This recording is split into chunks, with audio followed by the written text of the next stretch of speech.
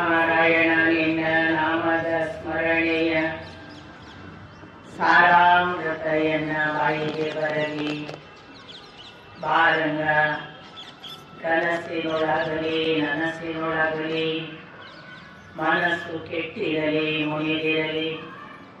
ಜನಕಜಾಪತಿ ನಿನ್ನ ಅಭೀಷ್ಟದ ಸ್ಮರಣೆಯ ಅಷ್ಟಾಕ್ಷರ ಮಂತ್ರ ಜಪಿಸುವ ಹಾಗೆ ಬಾರಂಗ.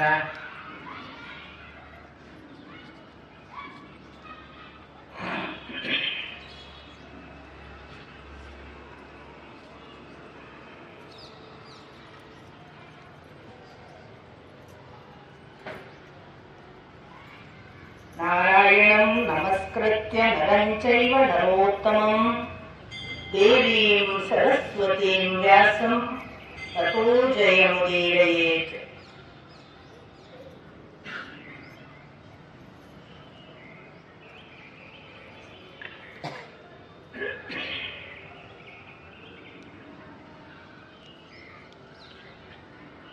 ಪರಮ ಪೂಜ್ಯರಾದ ಶ್ರೀ ರಾಘವೇಂದ್ರ ಸ್ವಾಮೀಜಿಗಳನ್ನು ಕಳೆದ ಇಷ್ಟು ದಿನಗಳ ಕಾಲ ಬೆನ್ನಿಗಿದ್ದು ಅನುಗ್ರಹಿಸಿ ನಿರ್ವಿಘ್ನವಾಗಿ ನಡೆಸಿಕೊಟ್ಟ ಆ ಪರಮ ಆಶೀರ್ವಾದಕ್ಕೆ ಬಾಗಿ ವಂದಿಸಿ ಅವರನ್ನು ಮತ್ತೊಮ್ಮೆ ಭಕ್ತಿಪೂರ್ವಕವಾಗಿ ಪ್ರಣಾಮ ಸಲ್ಲಿಸಿ ನೆರೆದಿರುವ ಎಲ್ಲ ಹಿರಿಯರ ಪದತಲಕ್ಕೆ ಹಣೆಹಚ್ಚಿ ನಮಸ್ಕಾರ.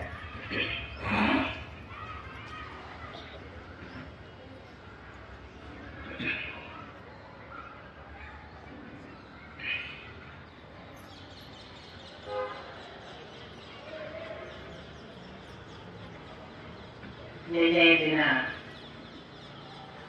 ಮಾತುಲಿಯನ್ನು ನೋಡಿದ್ದೆವು ನಾವು. ಅದು ಕಾಲವನ್ನ ಗುರುದಕ್ಷಿಣೆಯ ಭಾಗವಾಗಿ ಯಯಾತಿಯ ಮಗಳು ಅನ್ನುವ ವಿವರಣೆಯನ್ನು ಕೂಡ ಹೇಳಿದೆ.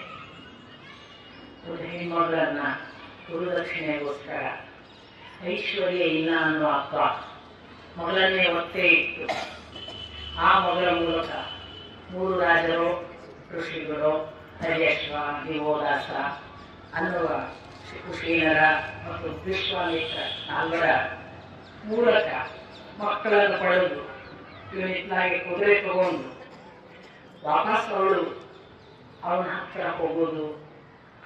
ಆಮೇಲೆ ಅವಳು ತಾನೇ ಸ್ವಯಂವರದಲ್ಲಿ ಆರಿಸಿಕೊಳ್ಳುವಾಗ ವನರಾಜನನ್ನು ಆರಿಸಿ ಆ ಕಾಡಿನಲ್ಲೇ ತಪಸ್ಸು ಮಾಡಿದ್ದು. ಏನು ಎಂಥ ಕಥೆಗಳನ್ನೆಲ್ಲ ಹೇಳ್ತಾರಪ್ಪ, ಹೆಣ್ಮಕ್ಳಿಗೆ ಏನು ಬೆಲೆನೇ ಇಲ್ವಾ ಅಂತ ಬಹಳ ಜನ ಸ್ತ್ರೀವಾದಿಗಳು, ಬಹಳ ಜನ ಸಮಾನತೆ ಬಗ್ಗೆ ಮಾತಾಡುವವರು ಎಲ್ಲ ಪ್ರಶ್ನಿಸಬಹುದು, ಏನು ಆಶ್ಚರ್ಯ ಇಲ್ಲ. ಆದರೆ ನನಗೆ ಇದರಲ್ಲಿ ಕಂಡ ಭಾಗವನ್ನು ನಾನು ನಿಮ್ಮ ಜೊತೆಗೆ ಹೇಳಿಕೊಳ್ಳುವ ಒಂದು ಸೌಭಾಗ್ಯ ಏನು ಅಂತಂದ್ರೆ,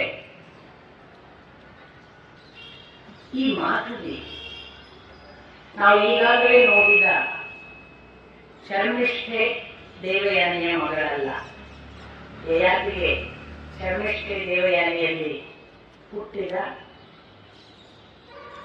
ಮಗಳಲ್ಲ. ಅಲ್ಲಿ 5 ಜನ ಹುಡುಗರೆ ನಾವು ನೋಡಿದ್ದೇವೆ.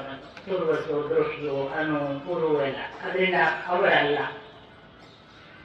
ಈ ಮಗಳು ಎಲ್ಲಿಂದ ಬಂದಳು, ಯಾರು ಇವಳು, ಇಲ್ಲಿ ಉಲ್ಲೇಖ ಇಲ್ಲ. ಸ್ವಲ್ಪ ಪದ್ಮಪುರಾಣದಲ್ಲಿ ಉಲ್ಲೇಖ ಇದೆ. ಸಾಮಾನ್ಯವಾಗಿ ರಾಜರಿಗೆ ಬಹಳ ಜನ ಹೆಂಡಂದಿರಿರ್ತಾರೆ. ಇದು ಆ ಕಾಲಕ್ಕೆ ಒಂದು ಥರದ ಸ್ವೀಕೃತ ಧರ್ಮ. ಕೇವಲ ರಾಜರಿಗಲ್ಲ, ಸಾರ್ವಜನಿಕವಾಗಿ ಬಹುಪತ್ನಿತ್ವ ಇತ್ತು. ಹೆಣ್ಮಕ್ಳು ಕಡಿಮೆ ಆದ್ಮೇಲೆ ಏಕಪತ್ನಿತ್ವ ಬಂದಿರಬಹುದು. ಸಂಖ್ಯೆಯಲ್ಲಿ ಇಲ್ಲಿರುವ ಬಹಳ ಇಟ್ಕೊಡೋದು. ಅವರು ಅದರಿದ್ರು ಕಾಣ್ತದೆ ಗಂಡಸರು ಕಡಿಮೆ ಇದ್ದಿರ್ಲಿಕ್ಕೆ ಸಾಕು. ಮತ್ತು ಬಹಳ ಜನ ಗಂಡಸರಿಗೆ ಹೆಣ್ಮಕ್ಳು ಸಾಕಷ್ಟು ಸಿಕ್ತಿರ್ಲಿಕ್ಕೆ ಸಾಕು. ಒಂದೊಂದು ಕಾಲ ಧರ್ಮ ಬದಲಾಗ್ತದೆ ಅಂತ ನಾನು ಹೇಳಿದ್ನಲ್ಲ, ಹಾಗೆ ಭಾವಿಸ್ಬೋದು. ಆದರೆ ಇಂಥ ಕಾಲಧರ್ಮದಲ್ಲಿ ಯಯಾತಿಗೆ ಇನ್ನಿಬ್ಬರು ಹೆಂಡಂದರಿದ್ರು ಅಂತ ಪದ್ಮಪುರಾಣದಲ್ಲಿ ಉಲ್ಲೇಖ ಸಿಗ್ತದೆ. ಅಶ್ವಬಿಂದು ಅಂತ ಒಬ್ಳು, ಕಾಮಕನ್ಯೆ ಅಂತ ಇನ್ನೊಬ್ರು.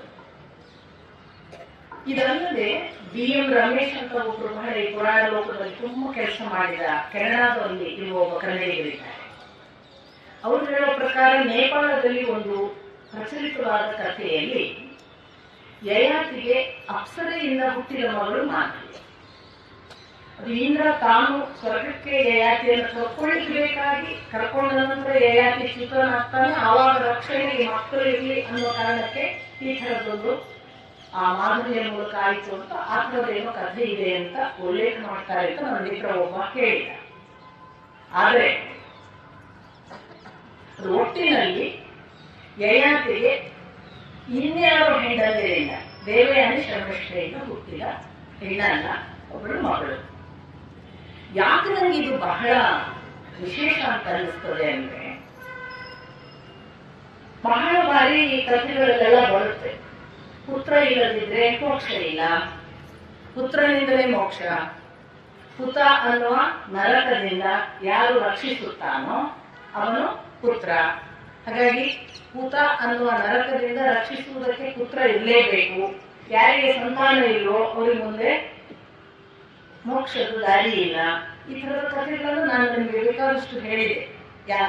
ನಮ್ಮಲ್ಲಿ ವಾಲಕಿಯರು ಹೀಗೆ ತಲೆ ಕೆಳಗಾಗಿ ಇದ್ದದ್ದು, ಅಗಸ್ತ್ಯರು ತನ್ನ ವಂಶದವರು ತಲೆಗಾಲ ಕೆಳಗಾಗಿ ಇದ್ದದ್ದು, ಈ ಥರದ್ದೆಲ್ಲ ಅಂದ್ರೆ ತಮ್ಮ ಸಂತಾನ ಮುಂದುವರಿಕೆ ಪುತ್ರ ಇಲ್ಲ, ಅದಕ್ಕೆ ಹೀಗಿದ್ದೇವೆ ಅಂತ.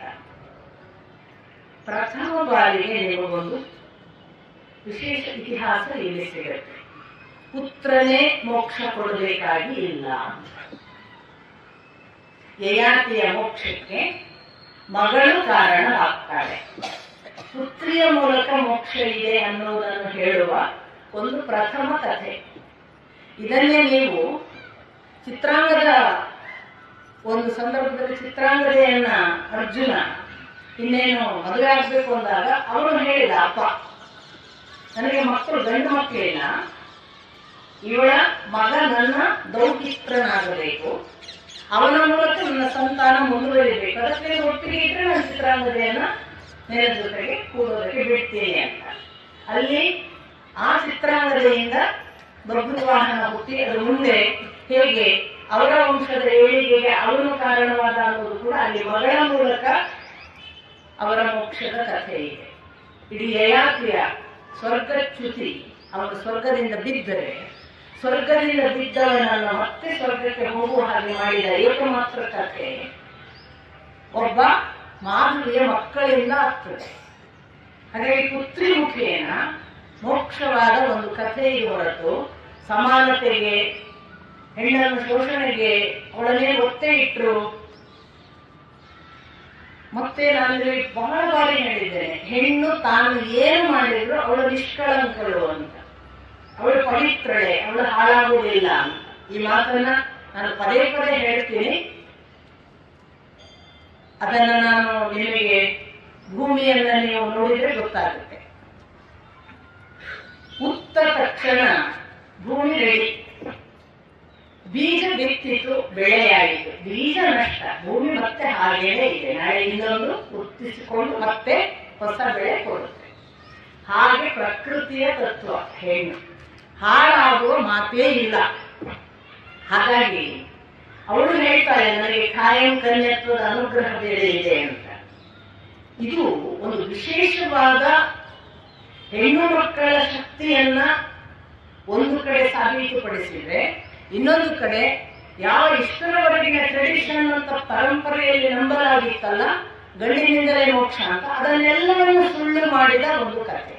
ಹೆಣ್ಣು ಮಗಳ ಮೂಲಕ ಮೋಕ್ಷ ಸಾಧ್ಯ ಅಂತ. ಹಾಗಾಗಿ ಯಾರಿಗಾದ್ರೂ ಶ್ರಾದ್ದ ಹಾಕ್ಲಿಕ್ಕೆ ಮಗ ಇಲ್ಲ ಅಂದ್ರೆ ಮಗಳ ಮಗ ಅಥವಾ ಮಗಳ ಗಂಡ ಮಗಳು ಕೂತು ಹಾಕಬಹುದು ಅನ್ನೋ ವಿವರಣೆಗಳು ಕೂಡ ನಮ್ಮ ಈ ಧರ್ಮಶಾಸ್ತ್ರದ ವಿವರಣೆಗಳಾಗಿ ಮಹಾಭಾರತದಲ್ಲಿ ಉಲ್ಲೇಖಗಳು ಬರ್ತವೆ.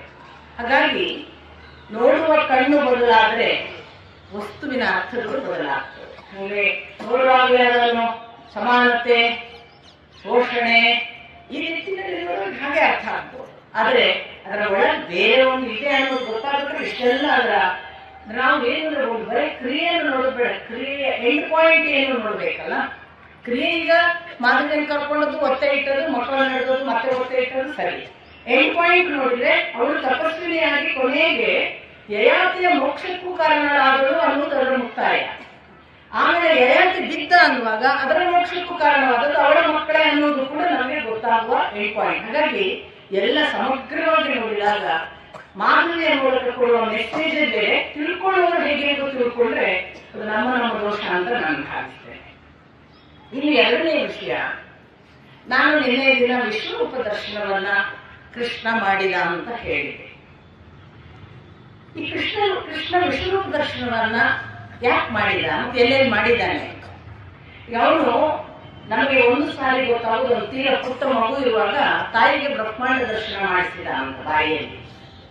ಅದು ಹೇಗೆ ಅಂದ್ರೆ ಅಲ್ಲಿ ಅದು ವಿಶ್ವರೂಪ ದರ್ಶನವಲ್ಲ, ಬ್ರಹ್ಮಾಂಡ ದರ್ಶನ. ಭೂಗೋಳಗಳು ಕಾಣಿಸ್ತದೆ ಅವಳಿಗೆ, ಇಡೀ ಭೂಮಿ, ಆಕಾಶ, ನಕ್ಷತ್ರ, ಗ್ರಹ ಎಲ್ಲ ಕಾಣಿಸ್ತದೆ ಅಂತ. ಅದು ಹೇಗಿರ್ತದೆ ಅಂತಂದ್ರೆ ಒಂದು ಕ್ಷಣ ಕಣ್ಣಾಗಾಗಿ ಅವಳು ಇದೆಂತ ಕನಸ ಅಂತ ಅಷ್ಟೇ, ಒಂದು ಸಣ್ಣ ಝಳಕ್. ಇದು ಬಹುಶಃ ಏನು ನಾವು ಭ್ರಮೆ ಆಗ್ತೇನೋ ಅಂತ ಅನ್ನೋದ್ರೊಳಗೆ ಅವ್ರು ಇನ್ನೊಮ್ಮೆ ಮಾಡಿ ಇದು ಭ್ರಮೆ ಅಲ್ಲ ಅಂತ ಕನ್ಫರ್ಮ್ ಮಾಡ್ತಾನೆ. ಆಮೇಲೆ ಅವಳು ಪುನಃ ಅದನ್ನು ಮರೀತಾಳೆ ಅಂತ ಇದೆ. ಅದಕ್ಕೇನೆ ಆಡಿಸಿದಳು ಯಶೋದೆ ಜಗದೋದ್ಧಾರನ ಮಗನೆಂದು ತಿಳಿಯಬೇಕು. ಅವಳಿಗೆ ಕಡೆಗೂ ಅವಳು ಜಗದೋದ್ಧಾರ ಅಂತ ಗೊತ್ತಾಗಲಿಲ್ಲ, ಅವಳು ಎನಿಸಿದ್ದು ಮಗ ಎಂದು ತಿಳಿಯಲಿಲ್ಲ. ಅವಳು ಜಗದೋದ್ಧಾರನಿದ್ದರೂ ಅವಳಿಗೆ ಮಗ ಅಂತಲೇ ನಂಬಿಕೆ, ಅವಳಿಗೆ ಗೊತ್ತಾಗಲೇ ಇಲ್ಲ ಅವನು ಎಂಥವನು, ಎಲ್ಲಿಯವನು, ಹೇಗೆ, ಇವನ ಸಾಧ್ಯತೆಗಳು ಇಲ್ಲ, ಗೊತ್ತಾಗಲಿಲ್ಲ. ಇನ್ನೊಂದು ಬಹಳ ಮುಖ್ಯವಾದಲ್ಲಿ, ಹೆತ್ತ ತಾಯಿಯಲ್ಲದ ಒಬ್ಬ ಸಾಕು ತಾಯಿ ಯಾವ ಪರಿ ಸಾಕಿದ್ಲು, ಎಷ್ಟು ಪ್ರೀತಿಯಿಂದ ಬೆಳೆಸಿದ್ಲು. ಹಾಗಾಗಿ ಕೃಷ್ಣ ಮೊದಲು ಋಣ ಸಂದಾಯ ಮಾಡಿದ್ದು ಅಮ್ಮನಿಗೆ, ಮಾತೃ ಋಣ ಸಂದಾಯ, ಮತ್ತು ಆ ಮೂಲಕ ತಾನು ಯಾರು ಅಂತ ಪ್ರಥಮದಲ್ಲಿ ದರ್ಶನ ಕೊಟ್ಟದ್ದು ಅಮ್ಮನಿಗೆ, ಯಾರಿಗೂ ಅಲ್ಲ. ಅದು ಒಂದು ಕೃಷ್ಣ ಅಲ್ಲಿ ತಾಯಿಗೆ ತನ್ನನ್ನು ತೋರುವುದರ ಮೂಲಕ ತಾನು ನಿಜಕ್ಕೂ ಪ್ರಥಮ ದರ್ಶನ ಕೊಡ್ಲಿಕ್ಕೆ ಯಾರು ಯೋಗ್ಯ ಅಂದ್ರೆ ಅಮ್ಮ ಅನ್ನೋದನ್ನ ಹೇಳಿದ. ಅಷ್ಟರ ಮಟ್ಟಿಗೆ ಅಲ್ಲೊಂದು ಸಂದೇಶ ಇದೆ. ಇನ್ನೊಂದು ಬಾರಿ ಅವನು ತಾನೊಬ್ಬ ನಾರ್ಮಲ್ ಹುಡುಗ ಅಲ್ಲ, ತನ್ನೊಳಗೆ ಬಹಳ ವಿಶೇಷವಾದದಿದೆ ಅನ್ನೋದನ್ನು ತೋರಿಸುವುದು ಅಕ್ರೂರನಿಗೆ. ಅಕ್ರೂರ ಕಂಸನ ಭೂತನಾಗಿ ಬರ್ತಾನೆ ಕರ್ಕೊಂಡು ಹೋಗೋದಕ್ಕೆ. ಆ ಕಡೆ ಕರೀತಾರೆ ನೀನನ್ನು ಬಾ ಅಂತ. ಹಾಗೆ ಮಥುರೆಗೆ ಹೋಗುವ ದಾರಿಯಲ್ಲಿ ಈ ಅಕ್ರೂರ ಬಲರಾಮನ ಜೊತೆಗೆ ಕೂತ್ಕೊಂಡು ದಾರಿಯಲ್ಲಿ ಬರುವಾಗ ಯಮುನಾ ನದಿಯಲ್ಲಿ ಹೀಗೆ ಸಂಧ್ಯಾಕಾಲ ಅವನು ತನ್ನ ಆತ್ಮೀಕಗಳಿಗಾಗಿ ನದಿಗಿಳಿಯುವಾಗ ನದಿಯಲ್ಲಿ ಮುಳುಗು ಹಾಕುವಾಗ ಅವನಿಗೆ ಆ ಮುಳುಗುವ ನೀರಿನಲ್ಲಿ ಶೇಷಶಾಹಿಯಾಗಿ ಮಲಗಿದ ವಿಷ್ಣುವಿನ ಹಾಗೆ ಕೃಷ್ಣ ಕಾಣಿಸ್ತಾನೆ, ಬಲರಾಮ ಸಂಕೃಷ್ಣನಾಗಿ. ಈಗ ಇದು ಇಲ್ಲಿ ಕಾಣುವುದಲ್ಲಿ ರಥದಲ್ಲಿ ಇದ್ರಲ್ಲ ಅಂತ ಅವನು ಮತ್ತೆ ಮುಖ ಎತ್ತಿದಾಗ ರಥದಲ್ಲಿ ಹಂಗೆ ಕೂತಿದ್ದಾನೆ ಕೃಷ್ಣ. ರಥದಲ್ಲಿ ಹಂಗೆ ಕೂತಿದ್ದಾನೆ. ಹಂಗಾದ್ರೆ ಇದು ಕೆಳಗೆ ನನ್ನ ಕೆಳಗೆ ಭ್ರಮೆ ಇರಬೇಕು, ಮತ್ತೆ ಮುಳುಗು ಹಾಕುವಾಗ ಅಲ್ಲಿ ಮತ್ತೆ ಹಾಗೆ ಕಾಣುತ್ತದೆ. ಇದು ಹೇಗೆ ಯಶೋಧೆಗೆ ಇದು ನನಗೆ ಭ್ರಮೆಯ ಏನ ಅಂತ ಒಂದು ಭಾವ ಉಂಟು ಮಾಡಿದ್ದಲ್ಲ, ಹಾಗೆ ಅಕ್ರೂರನಿಗೂ ಅಂಥದೇ ಒಂದು ಭಾವ ಉಂಟಾಗುತ್ತೆ, ಇದು ಹೊಸ ಭ್ರಮೆ ಆದದ್ದ ಏನ ಅಂತ. ಅವನು ಎರಡನೇ ಸಾರಿ ನೋಡಿದಾಗಲೂ ಇದು ಭ್ರಮೆ ಏನ ಅನ್ನೋದನ್ನು ಬದಲಾಯಿಸಿಕೊಳ್ಳಲಿಲ್ಲ. ಅವನು ಮರಳಿ ಅವನ ಆತ್ಮಿಕ ಮುಗಿಸಿ ರಥ ಏರುವಾಗ ನೋಡಿ ಇದು ಭ್ರಮೆ ಅಲ್ಲ ಅನ್ನೋದನ್ನು ಹೇಳಬೇಕಿತ್ತು. ಹಾಗಾಗಿ ಕೃಷ್ಣ ಏನು ನೀನು ಏನ್ ಕಂಡಿ ಅಂತ ಕೇಳ್ತಾನೆ. ಅಲ್ಲಿಗೆ ಕರೆಕ್ಟ್ ಕನೆಕ್ಟ್ ಆಯ್ತು. ಓಹೋ ಇದಾದ್ರೆ ನಾನು ನೋಡಿದ್ದು ಭ್ರಮೆ ಅಲ್ಲ ಅಂತ. ಹೀಗೊಂದು ಕನ್ಫರ್ಮೇಶನ್ ಶ್ರೀರಮಣರು ಹೇಳ್ತಾರೆ. ನಿಮಗೆ ಯಾವುದಾದರೂ ಹೊಸ ಅನುಭವಗಳಾದರೆ ಅದು ಧ್ಯಾನಾವಸ್ಥೆಯ ಅನುಭವಗಳಾಗುವಾಗ ಸಾಧಕ ಇದು ಭ್ರಮೆಯೋ, ಭ್ರಾಂತಿಯೋ, ಕಲ್ಪನೆಯೋ ಎಂಬ ಅನುಮಾನದ ಜೊತೆಗೆ ಹೇಳುವ ಎಲ್ಲ ಸಾಧ್ಯತೆಗಳಿವೆ. ಆದರೆ ಅದು ಭ್ರಮೆಯಲ್ಲದ ನಿಜವಾದ ಅನುಭವ ಆಗಿದ್ದರೆ ಅದು 24 ಗಂಟೆಯ ಒಳಗೆ ಯಾವುದೋ ಸೂಚನೆಯ ಮೂಲಕ ದೃಢೀಕರಿಸಲಾಗುತ್ತದೆ. ಇದು ನೋಡಿ ದೃಢೀಕರಿಸಿದ್ದು ಕೃಷ್ಣ, ಭ್ರಮೆ ಅಲ್ಲ ಅಂತ. ಹಾಗೆ ಸಾಧನಾ ಪಥದಲ್ಲೂ ಕೂಡ ನಮಗೊಂದು ಏನೋ ಒಂದು ಅನುಭವ ಆಗುತ್ತೆ. ಅದನ್ನ ಹೊರಗೊಳಗೆ ಬಹುಶಃ ಭ್ರಮೆ ಅಂತ ಅಂದುಕೊಂಡು ಒಂದು ವೇಳೆ ಅದು ನಿಜಾನುಭವ ಇದ್ರೆ ಅದು 24 ತಾಸುಗಳ ಒಳಗೆ ನಿನ್ನದು ಕಲ್ಪನೆ ಅಥವಾ ಭ್ರಾಂತಿ ಅಲ್ಲ, ಅನುಭವ ಅಂತ ಖಚಿತ ಆಗುವಷ್ಟು ಘಟನೆಗಳು ಸಾಧನಾ ಪಥದಲ್ಲಿ ನಡೀತವೆ. ಕೃಷ್ಣ ಅಂಥದ್ದನ್ನು ದೃಢೀಕರಿಸಿದ್ದು ಅಕ್ರೂರನ ವಿಷಯದಲ್ಲಿ. 3ನೇ ಬಾರಿಯ ಘಟನೆಯಾಗಿ ನಮಗೆ ಅವನ ವಿಶ್ವರೂಪ ದರ್ಶನ ಕಾಣುವುದು ಇಲ್ಲಿ. ಯಾಕೆ ಹೋಗಿ ದುರ್ಯೋಧನ ಮುಂದೆ ವಿಶ್ವರೂಪ ತೋರಿಸಿದ, ಏನ್ ಕಾರಣ ಅಂತ ಪ್ರಶ್ನೆ ಬರುತ್ತೆ. ಎರಡನೇದು ಅಲ್ಲಿ ನಾವು ವಿವರಣೆಯಲ್ಲಿ ನೋಡಿದೆವು. ವೇದವ್ಯಾಸರು ಹೇಳ್ತಾರೆ, ಆ ವಿಶ್ವರೂಪವನ್ನು ಸಂಜಯ, ಭೀಷ್ಮ, ದ್ರೋಣ, ಕೃಪ, ಅಲ್ಲಿ ಕುಳಿತಿದ್ದ ಮಹರ್ಷಿಗಳು ಬಿಟ್ಟರೆ ಧೃತರಾಷ್ಟ್ರ, ಇವರಿಷ್ಟೇ ಜನ ನೋಡಿದರು ಅಂತ. ಹಾಗಾದ್ರೆ ದುರ್ಯೋಧನನಿಗೆ ಗೊತ್ತಾಗಲಿಲ್ಲ ಅನ್ನೋದಾಯ್ತು. ದುರ್ಯೋಧನನಿಗೆ ಗೊತ್ತಾಗಲಿಲ್ಲ ಅಂತ ಭಾವಿಸೋಣ, ಮುಂದೆ ಮಾತಿನಲ್ಲಿ ನಿಮಗೆ ಗೊತ್ತಾಗುತ್ತೆ ಅವನಿಗೆ ಏನೋ ಗೊತ್ತಾಗಿದೆ. ಕೃಷ್ಣ ಅಥವಾ ಯಾವುದೇ ದೊಡ್ಡವನು ಕೆಲವು ಸಂದರ್ಭಗಳಲ್ಲಿ ತೀರಾ ಪಾರಿಭಾಷಿಕ ಅರ್ಥ, ಶಬ್ದಗಳು ಅರ್ಥ ಆಗದೇ ಇದ್ರೆ ಅಥವಾ ವಿವರಣೆಗಳು ತಿಳಿಯದೇ ಇದ್ರೆ ಎಲ್ಲಾ ರೀತಿಯಿಂದ ಬೇರೆ ಬೇರೆ ಶಾಸ್ತ್ರಮುಖಿನ ಅರ್ಥ ಮಾಡುವ ಪ್ರಯತ್ನ ಪಟ್ಟಾಗಲೂ ಅರ್ಥವಾಗದಿದ್ರೆ ಒಮ್ಮೆ ನೋಡಿಯಾದ್ರೂ ನೋಡು ಮಾರೆ, ಇದು ಬೇರೆ ಉಂಟು, ಹೀಗೆ ತಿಳಿದಷ್ಟೇ ಇಲ್ಲ, ಹೀಗೆ ಯಾಕೆ ತಿಳಿಯುವಲ್ಲಿ ಅನ್ನೋ ಹಂತಕ್ಕೂ ಭಗವಂತ ಅಥವಾ ಭಗವತ್ ತತ್ವ ತಲುಪುತ್ತೆ. ಆ ಭಗವತ್ ತತ್ವಕ್ಕೆ ಒಂದು ಹಸಿವು ಏನು ಅಂದ್ರೆ, ಹೀಗಾದ್ರೂ ಇದು ಬದಲಾದೀತಾ ಅಂತ, ಹೀಗೆ ಹೇಳಿದ್ರಾದ್ರೂ ಇದಕ್ಕೆ ಅರ್ಥ ಆದೀತಾ, ವಿವರಿಸಿ ಹೇಳಿದ್ರೆ ಅರ್ಥ ಆಗಲ್ಲ, ಬರೆದು ತೋರಿಸಿದ್ರೆ ಗೊತ್ತಾಗಲ್ಲ, ಅನುಭವ ಮುಖೇನ ಗೊತ್ತಾಗಲಿಲ್ಲ ಅಂತೆಲ್ಲ ಆದಾಗ ದರ್ಶನಕ್ಕೆ ಬರಬೇಕಲ್ಲ. ಕೃಷ್ಣ ಎಲ್ಲ ಥರದ ಪ್ರಯತ್ನ ಮಾಡಿದ್ದಾನೆ ದುರ್ಯೋಧನನ ಜೊತೆಗೆ, ಏನು ಕಿಂಚಿ ರೂಢ ಉಳಿಸ್ಲಿಲ್ಲ ಅವನು.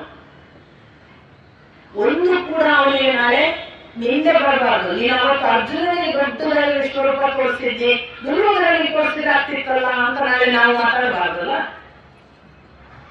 ಹಾಗೆ ಅವನಿಗೆ ತೋರಿಸ್ಬಿಟ್ಟಿದೆ, ನೀನು ಪಾಸಾರಿಕೆ ಮಾಡಿದಿ, ನೀನು ಅವರು ಪ್ರೀತಿ ಇವ್ರ ಬಗ್ಗೆ ಅಷ್ಟಕ್ಕಷ್ಟೇ. ನಾವೆಲ್ಲ ಅಂಥದ್ದೇ ಅಲ್ವಾ ಸಮರ್ಥನೆಗೆ ಬಳಸೋದು, ನಮ್ಮ ಹತ್ರ ಕುಡಿ ಕಾಸು ಚಿಲ್ಲರೆಗಳೇ ಸಮರ್ಥನೆಗೆ.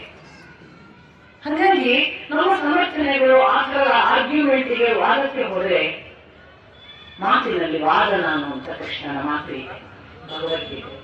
ಹಾಗಾಗಿ ಯಾವ ವಾದಕ್ಕೂ ಅವಕಾಶ ಕೊಡದವೇ ಭಗವಂತ. ಅವನು ಯಾವ ಲೇಪ ಲೋಟ ಉಳಿಸಿಕೊಳ್ಳದೆ ಅದನ್ನ ಪ್ರೆಸೆಂಟ್ ಮಾಡಿದ್ದಾನೆ. ಆಮೇಲೆ ಇನ್ನೊಂದು ಗಮನಿಸಬೇಕು, ವಿಶ್ವರೂಪ ದರ್ಶನದ ಸಮಗ್ರ ವಿವರಣೆ ನಾವ್ಯಾವುದನ್ನ ಭಗವದ್ಗೀತೆಯಲ್ಲಿ ನೋಡ್ತೇವಲ್ಲ, ಆ ಥರದ ವಿವರಣೆ ಇಲ್ಲಿ ಇಲ್ಲ. ಅದಕ್ಕೆ ಕಾಲ, ಧರ್ಮ, ಸ್ವೀಕರಿಸುವ ಎಂಡ್ ಪಾಯಿಂಟ್ ಎಲ್ಲ ಮುಖ್ಯ. ರಿಸೀವಿಂಗ್ ಎಂಡ್ ಉಂಟಲ್ಲ, ರಿಸೀವಿಂಗ್ ಎಂಡ್ ಬಹಳ ಮುಖ್ಯ. ಭಗವಂತ ತನ್ನನ್ನು ತೋರಿಸುವುದು ದೊಡ್ಡದಲ್ಲ, ರಿಸೀವಿಂಗ್ ಎಂಡ್ ಹೇಗೆ ಅನ್ನೋದ್ರ ಮೇಲೆ. ಒಂದು ಒಳ್ಳೆಯ ಫೋನ್ ಕಾಲ್ ಬರೋದು ದೊಡ್ಡದಲ್ಲ, ಸೆವೆನೋ ಇದ್ದಾನೆ ಅನ್ನೋದ್ರೆ ಆ ಫೋನ್ ಕಾಲ್.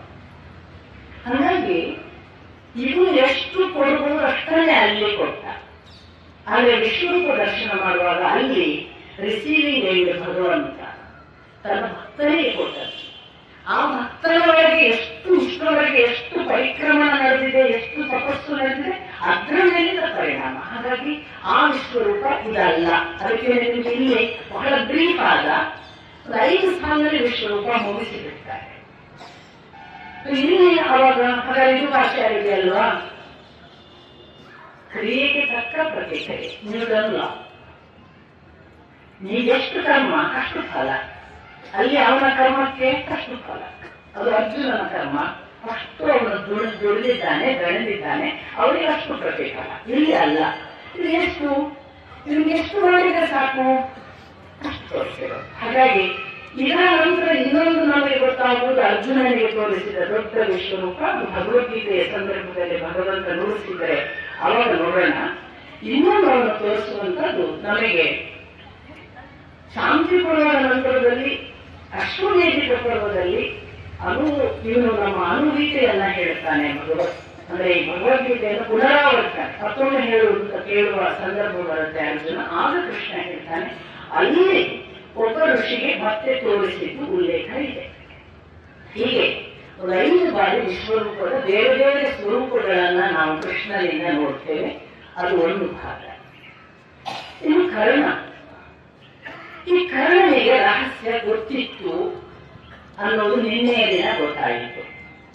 ಯಾವಾಗ ಗೊತ್ತಿತ್ತು ಅನ್ನೋದ್ರ ಬಗ್ಗೆ ಊಹೆಗಳಿವೆ ಹೊರತು ಖಚಿತವಾಗಿ ಇದೆ ಅಂತ ಇದನ್ನಿತ್ತಂ ಹೇಳಿದ ವಿವರಣೆಗಳಿಲ್ಲ ಅಂತ ನಾನು ನಿಮಗೆ ಹೇಳಿದೆ. ಕೆಲವರು ಹೇಳ್ತಾರೆ ಅದು ಅಕ್ಕಪಕ್ಕದ ದಾಸಿಯರಿಂದ ಗೊತ್ತಾಗಿತ್ತು, ಅಥವಾ ಧೃತರಾಷ್ಟ್ರನ ಅರಮನೆಯಲ್ಲಿದ್ದ ಎಲ್ಲರಿಗೂ ಗೊತ್ತಿತ್ತು, ಆಲ್ಮೋಸ್ಟ್ ಊಟಾಗಿ ಇಟ್ಟಿದ್ರು. ಈ ತರ ಎಲ್ಲ ಉಲ್ಲೇಖಗಳಿವೆ. ನನಗೆ ಇದರ ಬಗ್ಗೆ ಸ್ಟ್ರಾಂಗ್ ಡೌಟ್ ಎಲ್ಲಿ ಅಂತಂದ್ರೆ, ನಾನು ನಿಮ್ಮ ಜೊತೆಗೆ ಇದನ್ನು ಪ್ರಥಮ ಬಾರಿ ನಾನು ನನ್ನಷ್ಟಕ್ಕೆ ಅದನ್ನ ಓದಿದಾಗ ನಾನು ಮಾಡಿದ ಅನುಸಂಧಾನದಿಂದ ನಾನು ನಿಮಗೆ ಹೇಳುವ ಮಾತು, ನನಗೆ ಪಕ್ಕ ಇವರು ಹೇಳುವ ಯಾವ ಊಹೆಗಳಲ್ಲಿ ಯಾಕೆ ಒಪ್ಪಲಿಕ್ಕಾಗುವುದಿಲ್ಲ ಅಂತಂದ್ರೆ, ದ್ವೈತ ವನದಲ್ಲಿ ಕೊನೆಯ ವರ್ಷ 12ನೇ ವರ್ಷದ ವನವಾಸದಲ್ಲಿ ಇದ್ದಾಗ ಇಂದ್ರ ಬ್ರಾಹ್ಮಣನ ರೂಪದಲ್ಲಿ ಬಂದು ನಿನ್ನ ಹತ್ತಿರ ಕರ್ಣಕುಂಡಲ ಕವಚಗಳನ್ನು ಕೇಳ್ತಾನೆ. ಆಗ ನೀನು ಕೊಡಬೇಡ ಅಂತ ಸೂರ್ಯ ಬಂದಿದ್ದ, ನಿಮಗೆ ನೆನಪಿದೆ. ಸೂರ್ಯ ಬಂದು ತನ್ನನ್ನು ಪರಿಚಯ ಮಾಡ್ತಾನೆ, ನಾನು ಬ್ರಾಹ್ಮಣನ ವೇಷದಲ್ಲಿರುವ ಸೂರ್ಯ, ನಾನು ನಿನಗೆ ಗುರುತಾಗಬಾರದು ಅಂತ ಈ ವೇಷದಲ್ಲಿ ಬಂದಿದ್ದೇನೆ. ಮತ್ತೆ ಎರಡನೇ ಒಂದು ವಿಷಯ ಹೇಳ್ತಾನೆ, ಯಾಕೆ ಬಂದಿದ್ದೇನೆ ಅಂದ್ರೆ ನೀನು ನನ್ನ ಭಕ್ತ. ಮತ್ತೊಂದು ವಿಷಯ ಹೇಳ್ತಾನೆ, ಇದಲ್ಲದೆ ಇನ್ನೊಂದು ಕಾರಣವಿದೆ, ಅದನ್ನು ಈಗ ನಾನು ಹೇಳುವುದಿಲ್ಲ, ನಿನಗೆ ಕಾಲಾಂತರದಲ್ಲಿ ಆ ರಹಸ್ಯ ಬಯಲಾಗುತ್ತದೆ. ನೋಡಿ, ಅಲ್ಲಿಯವರೆಗೆ ಒಂದು ವೇಳೆ ಕರ್ಣನಿಗೆ ಗೊತ್ತಿದ್ದರೆ ಸೂರ್ಯ ಈ ಮಾತು ಹೇಳುವ ಅವಶ್ಯಕತೆಯೇ ಇರಲಿಲ್ಲ. ಅದರ ಅರ್ಥ 12ನೇ ವರ್ಷದ ವನವಾಸದ ಕೊನೆಯವರೆಗೂ ಕೂಡ ಕರ್ಣನಿಗೆ ಗೊತ್ತಿಲ್ಲ ಅನ್ನೋದು ಖಚಿತವಾಗ್ತದೆ ಸೂರ್ಯನ ಮಾತಿನಿಂದ. 12ನೇ ವರ್ಷ ಮುಗಿದು 13ನೇ ವರ್ಷ, 1 ವರ್ಷದ ಅಜ್ಞಾತವಾಸ ಸಂದರ್ಭ ಇದೆಯಲ್ಲ, ಅಲ್ಲಿ ಎಲ್ಲೋ ಇವನಿಗೆ ತನ್ನ ಉಪಾಸನೆಯ ಮೂಲಕವೋ ಅಥವಾ ಸೂರ್ಯಾನುಗ್ರಹದಿಂದಲೋ ಆ ರಹಸ್ಯ ಏನು ನನಗೆ ಆಮೇಲೆ ಒಂದು ದಿನ ಕಾಲಾಂತರದಲ್ಲಿ ಗೊತ್ತುಪಡಿಸ್ತೇನೆ ಅಂದಿದೆಯಲ್ಲ, ಗೊತ್ತುಪಡಿಸುವಂತ ಇವರು ನಿರಂತರ ತಪಸ್ಸು ಮಾಡಿದ್ದರಿಂದಲೋ ಗೊತ್ತಾಗಿರ್ಲಿಕ್ಕೆ ಸಾಕು. ಇದು ನನ್ನ ನಂಬಿಕೆ. ಯಾಕೆ ಈ ಮಾತು ಹೇಳ್ತೇನೆ ಗೊತ್ತಾ? ಈ ಅಜ್ಞಾತವಾಸದ ಸಂದರ್ಭ ಮುಗಿಸಿ ವಿರಾಟನ ಗೋಗ್ರಹಣಕ್ಕೆ ಹೊರಡುವಾಗ ಭೀಷ್ಮಾಚಾರ್ಯರು ಮತ್ತಿತರರೆಲ್ಲ ಹೇಗೆ ಹೋಗುವುದು ಎಲ್ಲ ಪ್ಲಾನ್ಗಳನ್ನು ಹೇಳುವಾಗ ಕರ್ಣ ಒಂದು ಮಾತಾಡ್ತಾರೆ, ನೀನೇನ್ ಮಾಡ್ತೀಯೋ ನಿನಗೇನ್ ಸಾಧ್ಯ, ಕೃಷ್ಣನನ್ನು ನೋಡಿಲ್ಲ ನೀನು, ಕೃಷ್ಣನ ಕೆಪಾಸಿಟಿ ಗೊತ್ತಿಲ್ಲ ನಿನಗೆ, ಅರ್ಜುನ ಅಂದ್ರೆ ಏನು ಅಂತ ತಿಳಿದಿದ್ರೆ ಎಷ್ಟು ದಿವ್ಯಾಸ್ತ್ರಗಳನ್ನು ಬಲ್ಲ, ಅವನ ಬಗೆಗಿನ ಅವನ ಆ ಪರಾಕ್ರಮ ಅದೆಲ್ಲ ಕೊಂಡಾಡುವಾಗ ಕರ್ಣನನ್ನು ಸ್ವಲ್ಪ ಕಡಿಮೆ ಮಾಡಿ ಮಾತಾಡಿದ್ದನ್ನು ಕೇಳಿ ಕರ್ಣ ಒಂದು ಮಾತು ಹೇಳ್ತಾನೆ, ನೀನು ಕೃಷ್ಣನನ್ನು ಬೇಕಾದರೆ ಕೊಂಡಾಡು, ಅರ್ಜುನನನ್ನು ಕೊಂಡಾಡಬೇಡ ಅಂತ ಅನ್ನೊಂದು ಮಾತು ಬರುತ್ತೆ. ಆಮೇಲೆ ನೋಡಿ, ಎಲ್ಲಿ ಸುಮಾರಾಗಿ ಅಜ್ಞಾತವಾಸದ ಕೊನೆ, ಇನ್ನೇನು ಅವರು ಯುದ್ಧಕ್ಕೆ ಸಿದ್ಧರಾಗಬೇಕು ಅನ್ನುವ ಅವರು ಪ್ರಕಟವಾದ್ರು, ಅದು ಗೊತ್ತಾಯಿತು, ಗೋಗ್ರಹಣ ಮುಗಿಯಿತು, ಅದರಲ್ಲಿ ಯುದ್ಧ ಮಾಡಬೇಕು ಅನ್ನುವಾಗ ಭೀಷ್ಮಾಚಾರ್ಯರು ಯಾವುದೋ ಕಾರಣಕ್ಕೆ ಬೈದದ್ದು ಒಂದು ನೆಪ ಮಾಡಿಕೊಂಡು, ನೀನು ದುರ್ಜಾತಿಯ ಸೂತಪುತ್ರ ಪರಶುರಾಮ ಶಪಿತ ಇವನ ಮಾತು ಕೇಳ್ತಿ ಅಂದದ್ದಕ್ಕೆ ಅವನು ನಾನೇನು ಶಸ್ತ್ರತ್ಯಾಗ ಮಾಡ್ತೇನೆ, ಇವನು ಇರುವವರೆಗೆ ಯುದ್ಧ ಮಾಡಲ್ಲ, ಸಭಾಂಗಣದಲ್ಲಿ ಕಾಣಿಸೋದಿಲ್ಲ ಅಂತ ಹೇಳಿದ. ಅಜ್ಞಾತವಾಸ ಮುಗಿಯುವ ಹೊತ್ತಿಗೆ ಯುದ್ಧದ ಅಂದ್ರೆ ಆಯತ ಹೊತ್ತು ಅಂತಿರಲ್ಲ ನಾವು, ಅವಶ್ಯ ಇರಬೇಕಾದ ಹೊತ್ತಿಗೆ ಕರ್ಣ ಹಾಗೆ ಮಾಡಿದ್ದಾನೆ. ನನಗೆ ಒಂದು ಅನುಮಾನ, ಸುಮಾರು ಆ ವೇಳೆಗೆ ಅವನಿಗೆ ಗೊತ್ತಾಗಿದೆ ತಾನು ಕುಂತಿಯ ಮಗ ಅಂತ. ಈ ಕುಂತಿಯ ಮಗ ಅಂತ ಗೊತ್ತಾದ ಮೇಲೆ ಮನುಷ್ಯ ಸಹಜವಾದ ಯಾವುದೋ ದೌರ್ಬಲ್ಯದಿಂದ ಅವನೊಂದು ಸಂದಿಗ್ಧ ಪರಿಸ್ಥಿತಿಗೆ ಒಳಗಾಗಿದ್ದಾನೆ. ಕರ್ಣ ಭೀಷ್ಮರ ಮಾತು ನೆಪ ಮಾಡಿಕೊಳ್ಳುವುದು ನನಗೆ ಕಾಣೋದು, ಭೀಷ್ಮರ ಮಾತು ನೆಪ ಮಾಡಿಕೊಂಡು ತಾನು ಆ ಪಾಂಡವರ ಜೊತೆ ಹೆಂಗ್ ಹೋರಾಡುವುದು ಅಂತ ಒಳಗೊಳಗೆ ಏನೋ ಒಂದು ಕಾನ್ಫ್ಲಿಕ್ಟಿಗೆ ಬಿದ್ದದ್ದರಿಂದ ಶಸ್ತ್ರತ್ಯಾಗ ಮಾಡಿರಬೇಕು. ಇಲ್ಲದಿದ್ದರೆ ಮಿತ್ರನಿಗೆ ಆ ಕಡೆ ಎದೆ ಕೊಟ್ಟವ, ಆ ಕಡೆ ಹೋರಾಡಿದವ, ಏಕಾಏಕಿ ಒಂದು ಭೀಷ್ಮರ ಮಾತಿಗೆ, ಒಂದು ಭೀಷ್ಮರು ಅಂದ್ರೆ ಏನು, ದುರ್ಯೋಧನ ಬಾಯಿ ಎತ್ತಿ ಹಿಡಿದಿದ್ದ, ಗೌರವ ಕೊಟ್ಟಿದ್ದ, ಅವರೊಂದು ಅಲ್ಟಿಮೇಟ್ ಅಂದಿದ್ದ ಅಂದ್ರೆ ಅವನು ಹಾಗೆ ಮಾಡೋದು ಸಹಜ. ಭೀಷ್ಮರನ್ನು ಮಹಾಲಯನು ದುರ್ಯೋಧನ ಮೇಲೆ ಇಷ್ಟೇ ಇಲ್ಲ, ನಾನು ಅವರನ್ನು ನಂಬಿಯೇ ಇಲ್ಲ, ನಾನು ದುಶ್ಯಾಸನ ಕರ್ಣನನ್ನು ಶಕುನಿಯನ್ನು ಮಾತ್ರ ನಂಬಿದ್ದು ಅಂತ ಒಪ್ಪನ್ನು ಹೇಳಿದ್ದಾನೆ ದುರ್ಯೋಧನ.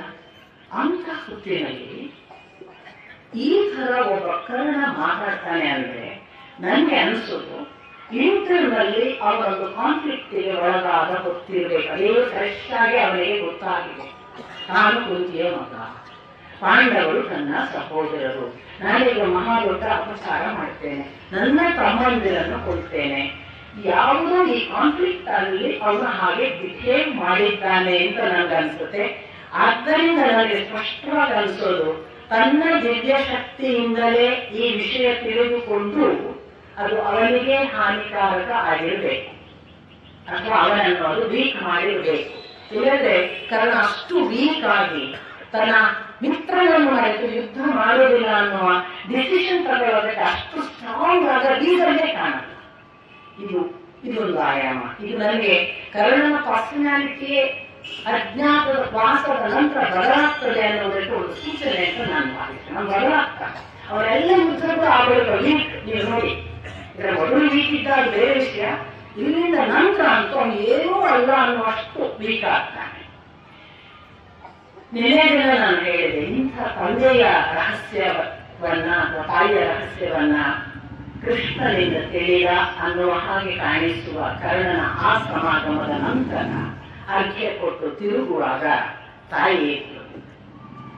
ತಾಯಿಯನ್ನು ನೋಡಿದ ಕೂಡಲೇ ಕರ್ಣ ಹೇಳ್ತಾನೆ, ನಾನು ಅಧಿರಥ ಪುತ್ರ ರಾಧೆಯ ಮಗ, ನಿನಗೆ ಅಭಿವಂದಿಸುತ್ತಿದ್ದೇನೆ ದೇವಿ, ಹೇಳು ನಿನಗಾಗಿ ನಾನು ಏನು ಮಾಡಲಿ. ತಕ್ಷಣ ಕುಂತಿ ಹೇಳ್ತಾನೆ, ನೀನು ಅಧಿರಥ ಪುತ್ರನಲ್ಲ, ನೀನು ರಾಧೆಯ ಮಗನೂ ಅಲ್ಲ, ನೀನು ಸಾಕ್ಷಾತ್ ಕುಂತಿಯ ಮಗ, ಆ ಸೂರ್ಯನಿಗೆ ಹುಟ್ಟಿದವನು. ನನ್ನ ಗರ್ಭದಲ್ಲಿ ಹುಟ್ಟಿ ನೀನು ನಿನ್ನನ್ನು ಸೂತಪುತ್ರ ಅನ್ನಬೇಡ, ನೀನು ಒಬ್ಬ ಕ್ಷತ್ರಿಯ, ನನ್ನ ಮಕ್ಕಳು ಪಾಂಡವರು 5 ಜನರಿಗೆ ಹಿರಿಯ. ಈಗ ನಾನು ನಿನ್ನನ್ನು ಕ್ಷತ್ರಿಯ ಧರ್ಮ ನೆನಪಿಸಿ ಕರೆಯಲು ಬಂದಿದ್ದೇನೆ, ದಯವಿಟ್ಟು ಬಾ. ನಿನ್ನ ಹಿರಿತನವನ್ನು ಪಾಂಡವರು ಒಪ್ಪಿಕೊಳ್ಳುತ್ತಾರೆ. ಆ ಹಿರಿತನದಲ್ಲಿ ನೀನು ಬ್ರಹ್ಮನ ಹಾಗೆ ಪಂಚಪಾಂಡವರ ಸುತ್ತ ಕುಳಿತುಕೊಳ್ಳುವುದನ್ನ ಈ ತಾಯಿ ಆನಂದದಿಂದ ನೋಡುವ ಹಾಗೆ ಮಾಡು. ನಾನು ನಿನ್ನನ್ನು ಕರೆಯುವಾಗ ನನಗೆ ಬಹಳ ಸಂತೋಷವಾದ ಒಂದು ಆನಂದವಿದೆ, ಹಾಗಾಗಿ ದಯವಿಟ್ಟು ಇಲ್ಲ ಎನ್ನದೆ ಬಾ ಅಂತ ಕರೀತಾರೆ. ಅಷ್ಟರಲ್ಲಿ ಒಂದು ಅಶರೀರವಾಣಿ ಆಗುತ್ತೆ. ಪೃಥ್ವಿಯ ಮಾತು ಸತ್ಯ, ಅವಳು ಹೇಳಿದಂತೆ ಮಾಡು, ಅದರಿಂದ ನಿನಗೆ ಶ್ರೇಯಸ್ಸಾಗುತ್ತದೆ. ಹಿಂದೆ ನೀವು ನೋಡಿದ್ದೀರಿ, ಸೂರ್ಯ ಅಶರೀರವಾಣಿಯ ಮೂಲಕ ಹೇಳ್ತಾನೆ, ಇಂದ್ರನಿಗೆ ಕೊಡಬೇಡ ಅಂತ, ಕರ್ಣ ಕವಚ ಎಲ್ಲ ಕೊಡಬೇಡ, ನಿನ್ನ ಕುಂಡಲ ಕವಚಗಳನ್ನು ಕಳ್ಕೊಂಡ್ರೆ ನೀನು ನಿನ್ನ ಶರೀರಕ್ಕೆ ಆಪತ್ತು ತಂದುಕೊಳ್ತೀನಿ. ಅಲ್ಲಿ ತಂದೆಯ ಮಾತು ಕೇಳೋದಿಲ್ಲ, ದಾನ ದೊಡ್ಡದು ಅಂತಾನೆ. ಇಲ್ಲಿ ತಾಯಿಯ ಮಾತನ್ನು ಅಥವಾ ಪೃಥ್ವಿಯ ಮಾತನ್ನು ಕೇಳುವ ಒಂದು ಅಶರೀರವಾಣಿಯನ್ನು ಕೂಡ ನಿರಾಕರಿಸ್ತಾನೆ ಕರ್ಣ. ನಿರಾಕರಿಸಿ ಹೇಳ್ತಾನೆ, ನಾನು ನಿಜವಾಗಿಯೂ ಈಗ ನೀನು ಹೇಳುವುದರ ಮೇಲೆ ಯಾವ ಶ್ರದ್ಧೆಯನ್ನೂ ಇಟ್ಟೇ ಇಲ್ಲ, ನನಗೆ ನಿನ್ನ ಮಾತುಗಳ ಮೇಲೆ ನಂಬಿಕೆ ಇಲ್ಲ.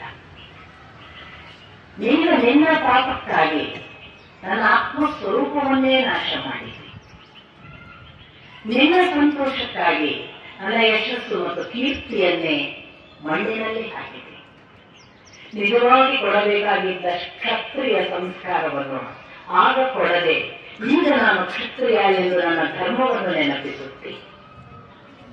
ನಾನು ಕ್ಷತ್ರಿಯ ಧರ್ಮವನ್ನು ನಡೆಸಬೇಕಾದ ಕಾಲದಲ್ಲಿ ನಡೆಸದೆ ಈಗ ಕ್ಷತ್ರಿಯ ಧರ್ಮವನ್ನು ನಡೆಸುವುದು ಯಾವ ಪುರುಷಾರ್ಥಕ್ಕೆ?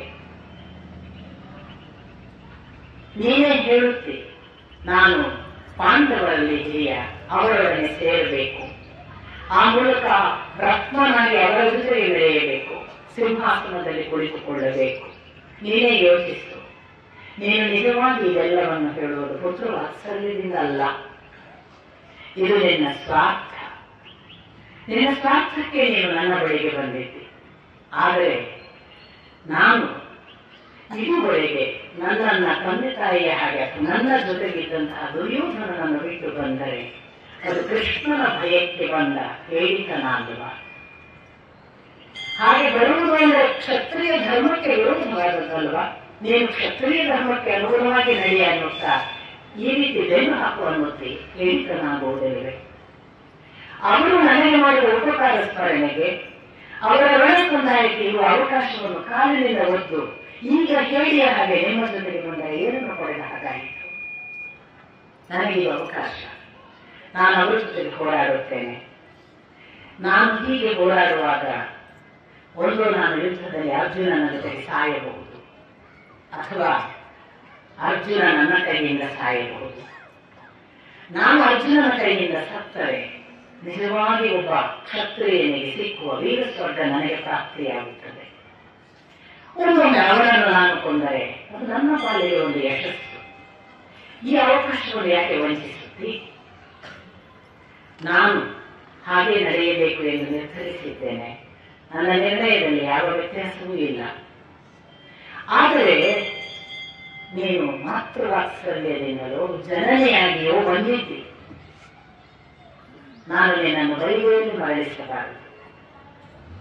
ನೀನು ಇಲ್ಲಿಯವರೆಗೆ ಬಂದು ನೀನು ಇಲ್ಲಿ ನೋಡಿ, ಪ್ರಥಮ ಭಾಗವನ್ನು ಏನ್ ಹೇಳ್ತಾನೆ ಅಂದ್ರೆ, ನೀನು ಇಲ್ಲಿಯವರೆಗೆ ಬಂದು ನನಗೆ ಗೊತ್ತಿರದ ರಹಸ್ಯವನ್ನು ಇವತ್ತು ತಿಳಿಸಿದಿ. ನೋಡಿ, ಅವರಿಗೆ ಗೊತ್ತುಂಟು ಹೇಳಲ್ಲ, ಕೃಷ್ಣನಿಗೆ ಮಾತ್ರ ಹೇಳು. ಕೃಷ್ಣನಿಗೆ ಗೊತ್ತು, ಕರ್ಣನಿಗೆ ಗೊತ್ತಿದೆ ಅಂತ. ಇವರಿಗೆ ಹೇಳಿದ್ರೆ ಶಾಕ್ ಆಗಬಹುದು ಅಂತ ಹೇಳಿಲ್ಲ. ಗೊತ್ತೇ ಇಲ್ಲದ ಹಾಗೆ ನೀನು ನನಗೆ ನನ್ನ ಜನ್ಮ ರಹಸ್ಯ ತಿಳಿಸಿದೆ. ನಾನು ಅದನ್ನು ಕೇಳಿಕೊಂಡಿದ್ದೇನೆ. ಅದಕ್ಕನುಗುಣವಾಗಿ ನೀನು ಜನನೆಯಾಗಿ ಬಂದವಳನ್ನು ಬರಿಗೈಯಲ್ಲಿ ಮರಳಿಸಬಾರದು ಎಂಬ ಕಾರಣಕ್ಕಾಗಿ ನಾನು ಕೂಡ ಒಂದು ಪ್ರತಿಜ್ಞೆ ಮಾಡುತ್ತೇನೆ. ನಿನ್ನ ಪುತ್ರರಲ್ಲಿ ಅರ್ಜುನ ಒಬ್ಬನನ್ನು ಬಿಟ್ಟು ಉಳಿದ 4 ನಾನು ವಧೆ ಮಾಡುವ ಅವಕಾಶವಿದ್ದರೂ ವಧಿಸುವುದಿಲ್ಲ. ಅರ್ಜುನನ ಜೊತೆಗೆ ಮಾತ್ರ ಯುದ್ಧ ಮಾಡುತ್ತೇನೆ. ವಧೆಯ ಸಂದರ್ಭ ಬಂದರೆ ವಧೆಗೂ ಸಿದ್ಧನಾಗುತ್ತೇನೆ. ಉಳಿದ 4 ಜೊತೆಗಿಲ್ಲ. ಒಂದು ಮಾತಂತೂ ಖಚಿತವಾಯಿತು ಅಮ್ಮ, ಕಡೆಗೂ ಪಾಂಡವರು ಶಾಶ್ವತ. ನಾನು ಉಳಿದರೆ 4 ಮಕ್ಕಳು, ನಾನು 5 ಜನ ಪಾಂಡವರು ಶಾಶ್ವತ. ನಾನು ಉಳಿಯಲಿಲ್ಲ, ನಿನ್ನ 5 ಮಕ್ಕಳು ಉಳಿದರು, ಪಾಂಡವರು ಶಾಶ್ವತ. ನಿನಗೆ ಸಂತೋಷವಾಯಿತಲ್ಲ? ಪಾಂಡವರು ಶಾಶ್ವತವಾಗಿರುತ್ತಾರೆ, ಚಿಂತೆ ಮಾಡಬೇಡ. ಕುಂತಿ ಹೇಳ್ತಾರೆ, ಸಂಕಲ್ಪ ದೈವದಿಂದ ಬರೆದರೆ ಯಾರೂ ಬದಲಿಸಲಿಕ್ಕಾಗುವುದಿಲ್ಲ. ನಾನು ನಿಜಕ್ಕೂ ನಿನ್ನನ್ನು ಪ್ರಾರ್ಥಿಸಿಕೊಳ್ಳುವಾಗ ನೀನು ಒಪ್ಪಿ ಬಂದರೆ ಇಡೀ ಗುರುಕುಲದ ಇಷ್ಟರವರೆಗಿನ ದಿಕ್ಕು ದಿಶೆಯೇ ಬದಲಾಗುತ್ತದೆ ಎಂಬ ಅಪೇಕ್ಷೆಯಿಂದ ಬಂದಿದ್ದೆ. ಆದರೆ ನೀನು ಅದು ಹಾಗೆಯೇ ನಡೆಯಬೇಕು, ಯುದ್ಧ ಹಾಗೆಯೇ ತೀರಬೇಕು ಎಂದು ತೀರ್ಮಾನಿಸಿದ ಹಾಗೆ ಇದೆ. ಇದು ನಿನ್ನ ತೀರ್ಮಾನ ಇರಲಿಕ್ಕಿಲ್ಲ, ಇದು ದೈವ ಸಂಕಲ್ಪ ಎಂದು ಭಾವಿಸುತ್ತೇನೆ. ಅದೊಂದು ವೇಳೆ ದೈವ ಸಂಕಲ್ಪ ಅಲ್ಲದಿದ್ದರೆ ನೀನು ಇಷ್ಟು ಹೊತ್ತಿಗೆ ನನ್ನ ಮಾತು ಕೇಳುತ್ತಿದ್ದೆ.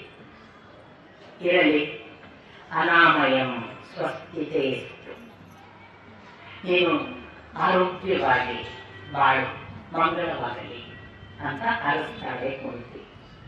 ಇವನು ತಾಯಿ ಗಾಢ ಆಲಂಬನ ಮಾಡಿ ನಮಸ್ಕರಿಸಿದ ಕರ್ಣನಿಗೆ ಮಾಡಿದ ಆಶೀರ್ವಾದ, ಆರೋಗ್ಯದಿಂದ ಮಂಗಳಕರವಾಗಿ ಬಾಳು, ಅಥವಾ ಆರೋಗ್ಯದಿಂದ ಬಾಳು, ಮಂಗಳವಾಗಲಿ ಕರ್ಣ ಅಂತ ಹೊರಟು ಹೋಗ್ತಾಳೆ.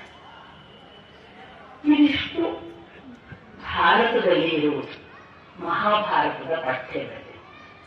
ನಮಗೆ ಎಲ್ಲರಿಗೂ ಒಂದು ಪ್ರಚಲಿತವಾಗಿದೆ. ದೊಡ್ಡ ಬಾಣವ ಮರಳಿಕೊಳ್ಳದಿರುವಂತ ಕುಂತಿ ಕೇಳಿದ್ರು ಪ್ರತಿಜ್ಞೆ ಕೊಟ್ಟ ಅಂತ. ಈ ಕಥೆಯನ್ನು ಪ್ರಾರಂಭ ಮಾಡಿ ಇಡೀ ಅವರ ಮನೋಧರ್ಮಕ್ಕೆ ವಿರುದ್ಧವಾದ ಅಭಿಪ್ರಾಯವನ್ನು ಹುಟ್ಟಿಸಿದ್ದು ಪ್ರಥಮ ಬಾರಿಗೆ ಪಂಪ. ಇದು ಪಂಪನಲ್ಲೇ ಬರುವುದು. ಭಾಸನಲ್ಲಿ ಇದೆ, ಭಾಸ ಕೂಡ ಅದನ್ನು ಕಲ್ಪನೆಯಾಗಿ ಮಾಡಿದ್ದಾನೆ ಅಂತ ಅವನ ದೂತವಾಕ್ಯ ನಾಟಕಕ್ಕೆ ಅಥವಾ ಅವನ ದೂತವಾಕ್ಯ ಕಾವ್ಯಕ್ಕೆ ಬರುವಾಗ ಅಥವಾ ಕೃತಿಗೆ ಬರುವಾಗ ಅಲ್ಲಿ ಗೊತ್ತಾಗುವ ವಿವರಣೆಗೂ ಭಾಷಣ ಕರ್ಣಧಾರ ಅನ್ನುವ ಭಾಗಕ್ಕೆ ಬಂದಾಗ ಗೊತ್ತಾಗುವ ವಿವರಣೆಗೂ ವ್ಯತ್ಯಾಸ ಅವನೇ ಮಾಡ್ತಾನೆ. ಅವನು ಯುದ್ಧವೇ ಆಗಿಲ್ಲ ಅಂತ ಹೇಳ್ತಾನೆ ದೂತವಾಕ್ಯಕ್ಕೆ ಬಂದಾಗ.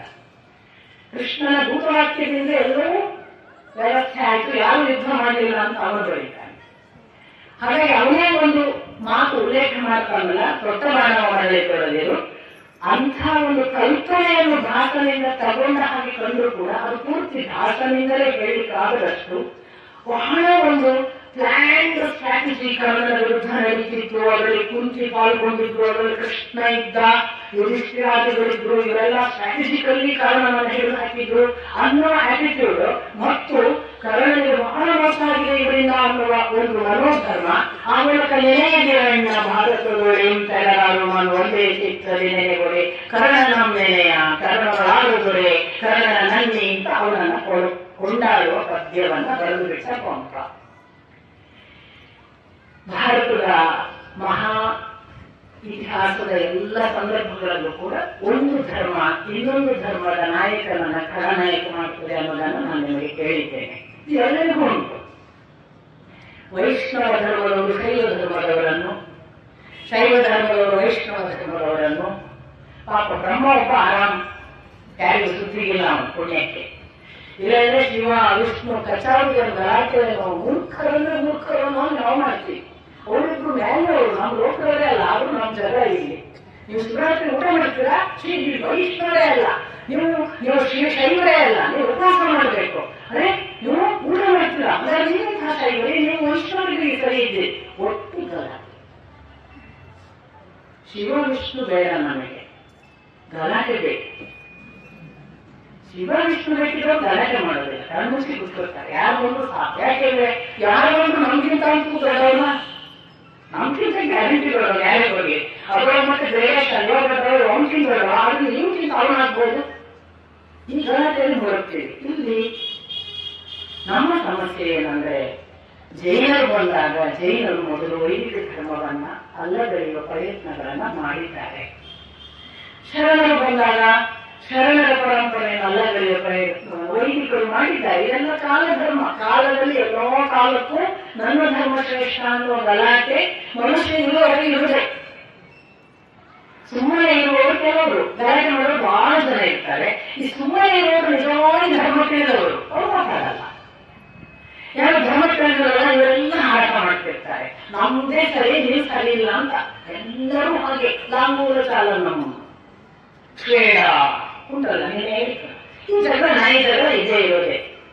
ಅದು ಗುರು ಹುಟ್ಟಿದ್ರೆ ನಾನು ಗುರು ಹುಟ್ಟಿದ್ರೆ, ಭೋಗ ಅಂದ್ರೆ ನಾನು ಭೋಗ ಅನ್ನೋದು ಯಾವ್ದು ಒಂದು ತುಕುಡಿ ಮಾಂಸಕ್ಕೆ. ಇದು ನಿಲ್ಲಲಾರದ ಗಲಾಟೆ. ಇದು ಎಲ್ಲ ಕಾಲಕ್ಕೂ ಇದೇ ನೆನಪಿಕೊಳ್ಳಿ. ನಮ್ಮ ಭಾರತದಲ್ಲಿ ಮಹಾಭಾರತದ ಕೃಷ್ಣನನ್ನು, ರಾಮಾಯಣದ ರಾಮನನ್ನು ವೈದಿಕರು ದೇವರು ಅಂತ ಪೂಜಿಸುವ ವೇಳೆಗೆ ಅವರನ್ನು ಖಳನಾಯಕರು, ಅವರು ದೇವರೆಲ್ಲ, ಅವರಲ್ಲಿ ದೋಷಗಳಿವೆ ಅಂತ ಪ್ರಥಮ ಬಾರಿಗೆ ಕರ್ನಾಟಕದಲ್ಲಿ ಅದನ್ನು ಪ್ರಚಲಿತವಾಗಿ ಸುಳ್ಳು ಮಾಡ್ತಾ ಬಂದ ಪರಂಪರೆ ಪಂಪ, ರನ್ನ, ನಾಗಚಂದ್ರ ಮೊದಲಾದರು. ಅದನ್ನೇ ನಾನು ಅಸಹಜ ಅಂತ ಅನ್ನೋದಿಲ್ಲ, ಅದೆಲ್ಲ ಸಹಜವಾಗಿ ನಡೀತದೆ, ಎಲ್ಲ ಕಾಲಕ್ಕೂ ನಡೀತದೆ. ನಮ್ಗೆ ಹೊಸ್ತಲ್ಲ, ಅಥವಾ ನಮ್ಮಲ್ಲೇ ಯಾರು ಮಾಡಿದ್ದು ಅಂತೇನು ಭಾವಿಸಬೇಕಾಗಿದೆ. ಹೀಗೆ ಜೈನರ ಯಾವುದೋ ಬಸದಿಯನ್ನ ನಿರ್ನಾಮ ಮಾಡೋದು, ಅವ್ರಿಗೆ ಹೋಗಿ ದೇವಸ್ಥಾನ ಸ್ಥಾಪನೆ ಮಾಡೋದು ಇವರು ಮಾಡಿದ್ದಾರೆ. ಇದು ತಲುಪ ನಾನು ಗೆಲ್ಲುವುದು ನೀವು ಗೆಲ್ಲುವುದು, ಇದು ಮುಗಿಯುವವರೆಗೆ ಯುದ್ಧ. ಅದಕ್ಕೆ ಧರ್ಮವೇ ಸಾಕು ಅನ್ನಿಸ್ತದೆ ಧರ್ಮ ಯುದ್ಧಕ್ಕಿಂತ ಅಂತ. ಅದಕ್ಕೆ ರಿಲಿಜನ್ ಬಹಳ ಡೇಂಜರಸ್. ಸ್ಪಿರಿಚುವಲ್ ಅಥವಾ ಸ್ಪಿರಿಚುವಾಲಿಟಿ ಡಿಫರೆಂಟ್. ಅದು ಅಧ್ಯಾತ್ಮ ಬೇರೆ, ಧರ್ಮ ಬೇರೆ. ಆ ಆತ್ಮನ ಜೊತೆಗೆ ಅನುಸಂಧಾನ. ಇಲ್ಲಿ ಅಂಥದೊಂದು ಪ್ರಶ್ನೆಯಾಗಿ ಕರ್ಣನ ಬಗ್ಗೆ ಒಂದು ವಿಶೇಷ ಔದಾರ್ಯ, ಅವರ ಬಗ್ಗೆ ಉದಾರ ಭಾವ, ಅವನೇ ಒಳ್ಳೆಯವ ಅನ್ನುವ ಚಿತ್ರಣ, ಇವೆಲ್ಲ ಖಳನಾಯಕರು ಅಂತ ಮಾಡಲಿಕ್ಕೆ ಈ ತರದ ಚಿತ್ರಣವನ್ನ ತೊಟ್ಟ ಬಾಣವ ಮರಳಿಕೊಳ್ಳದಿರುವಂತ ಪ್ರತಿಜ್ಞೆ ತಗೊಂಡು ಅಂತ ಅದು ಇಲ್ಲ, ಮಹಾಭಾರತದಲ್ಲಿ ಇಲ್ಲ. ಆಮೇಲೆ ನಾನು ನಿಮಗೆ ಹೇಳಿದೆ, ಹೇಗೂ ಶಸ್ತ್ರತ್ಯಾಗ ಮಾಡಿದ್ದೆಲ್ಲ ಬಾ ಯಾರು ಯುದ್ಧ ಮಾಡೋದು ಕೃಷ್ಣ ಕರ್ದ ಅಂತ ಇಲ್ಲ. ಇದೆಲ್ಲ ಕ್ಯಾರೆಕ್ಟರ್ ಅಸಾಸಿನೇಷನ್ ಆಗುತ್ತೆ.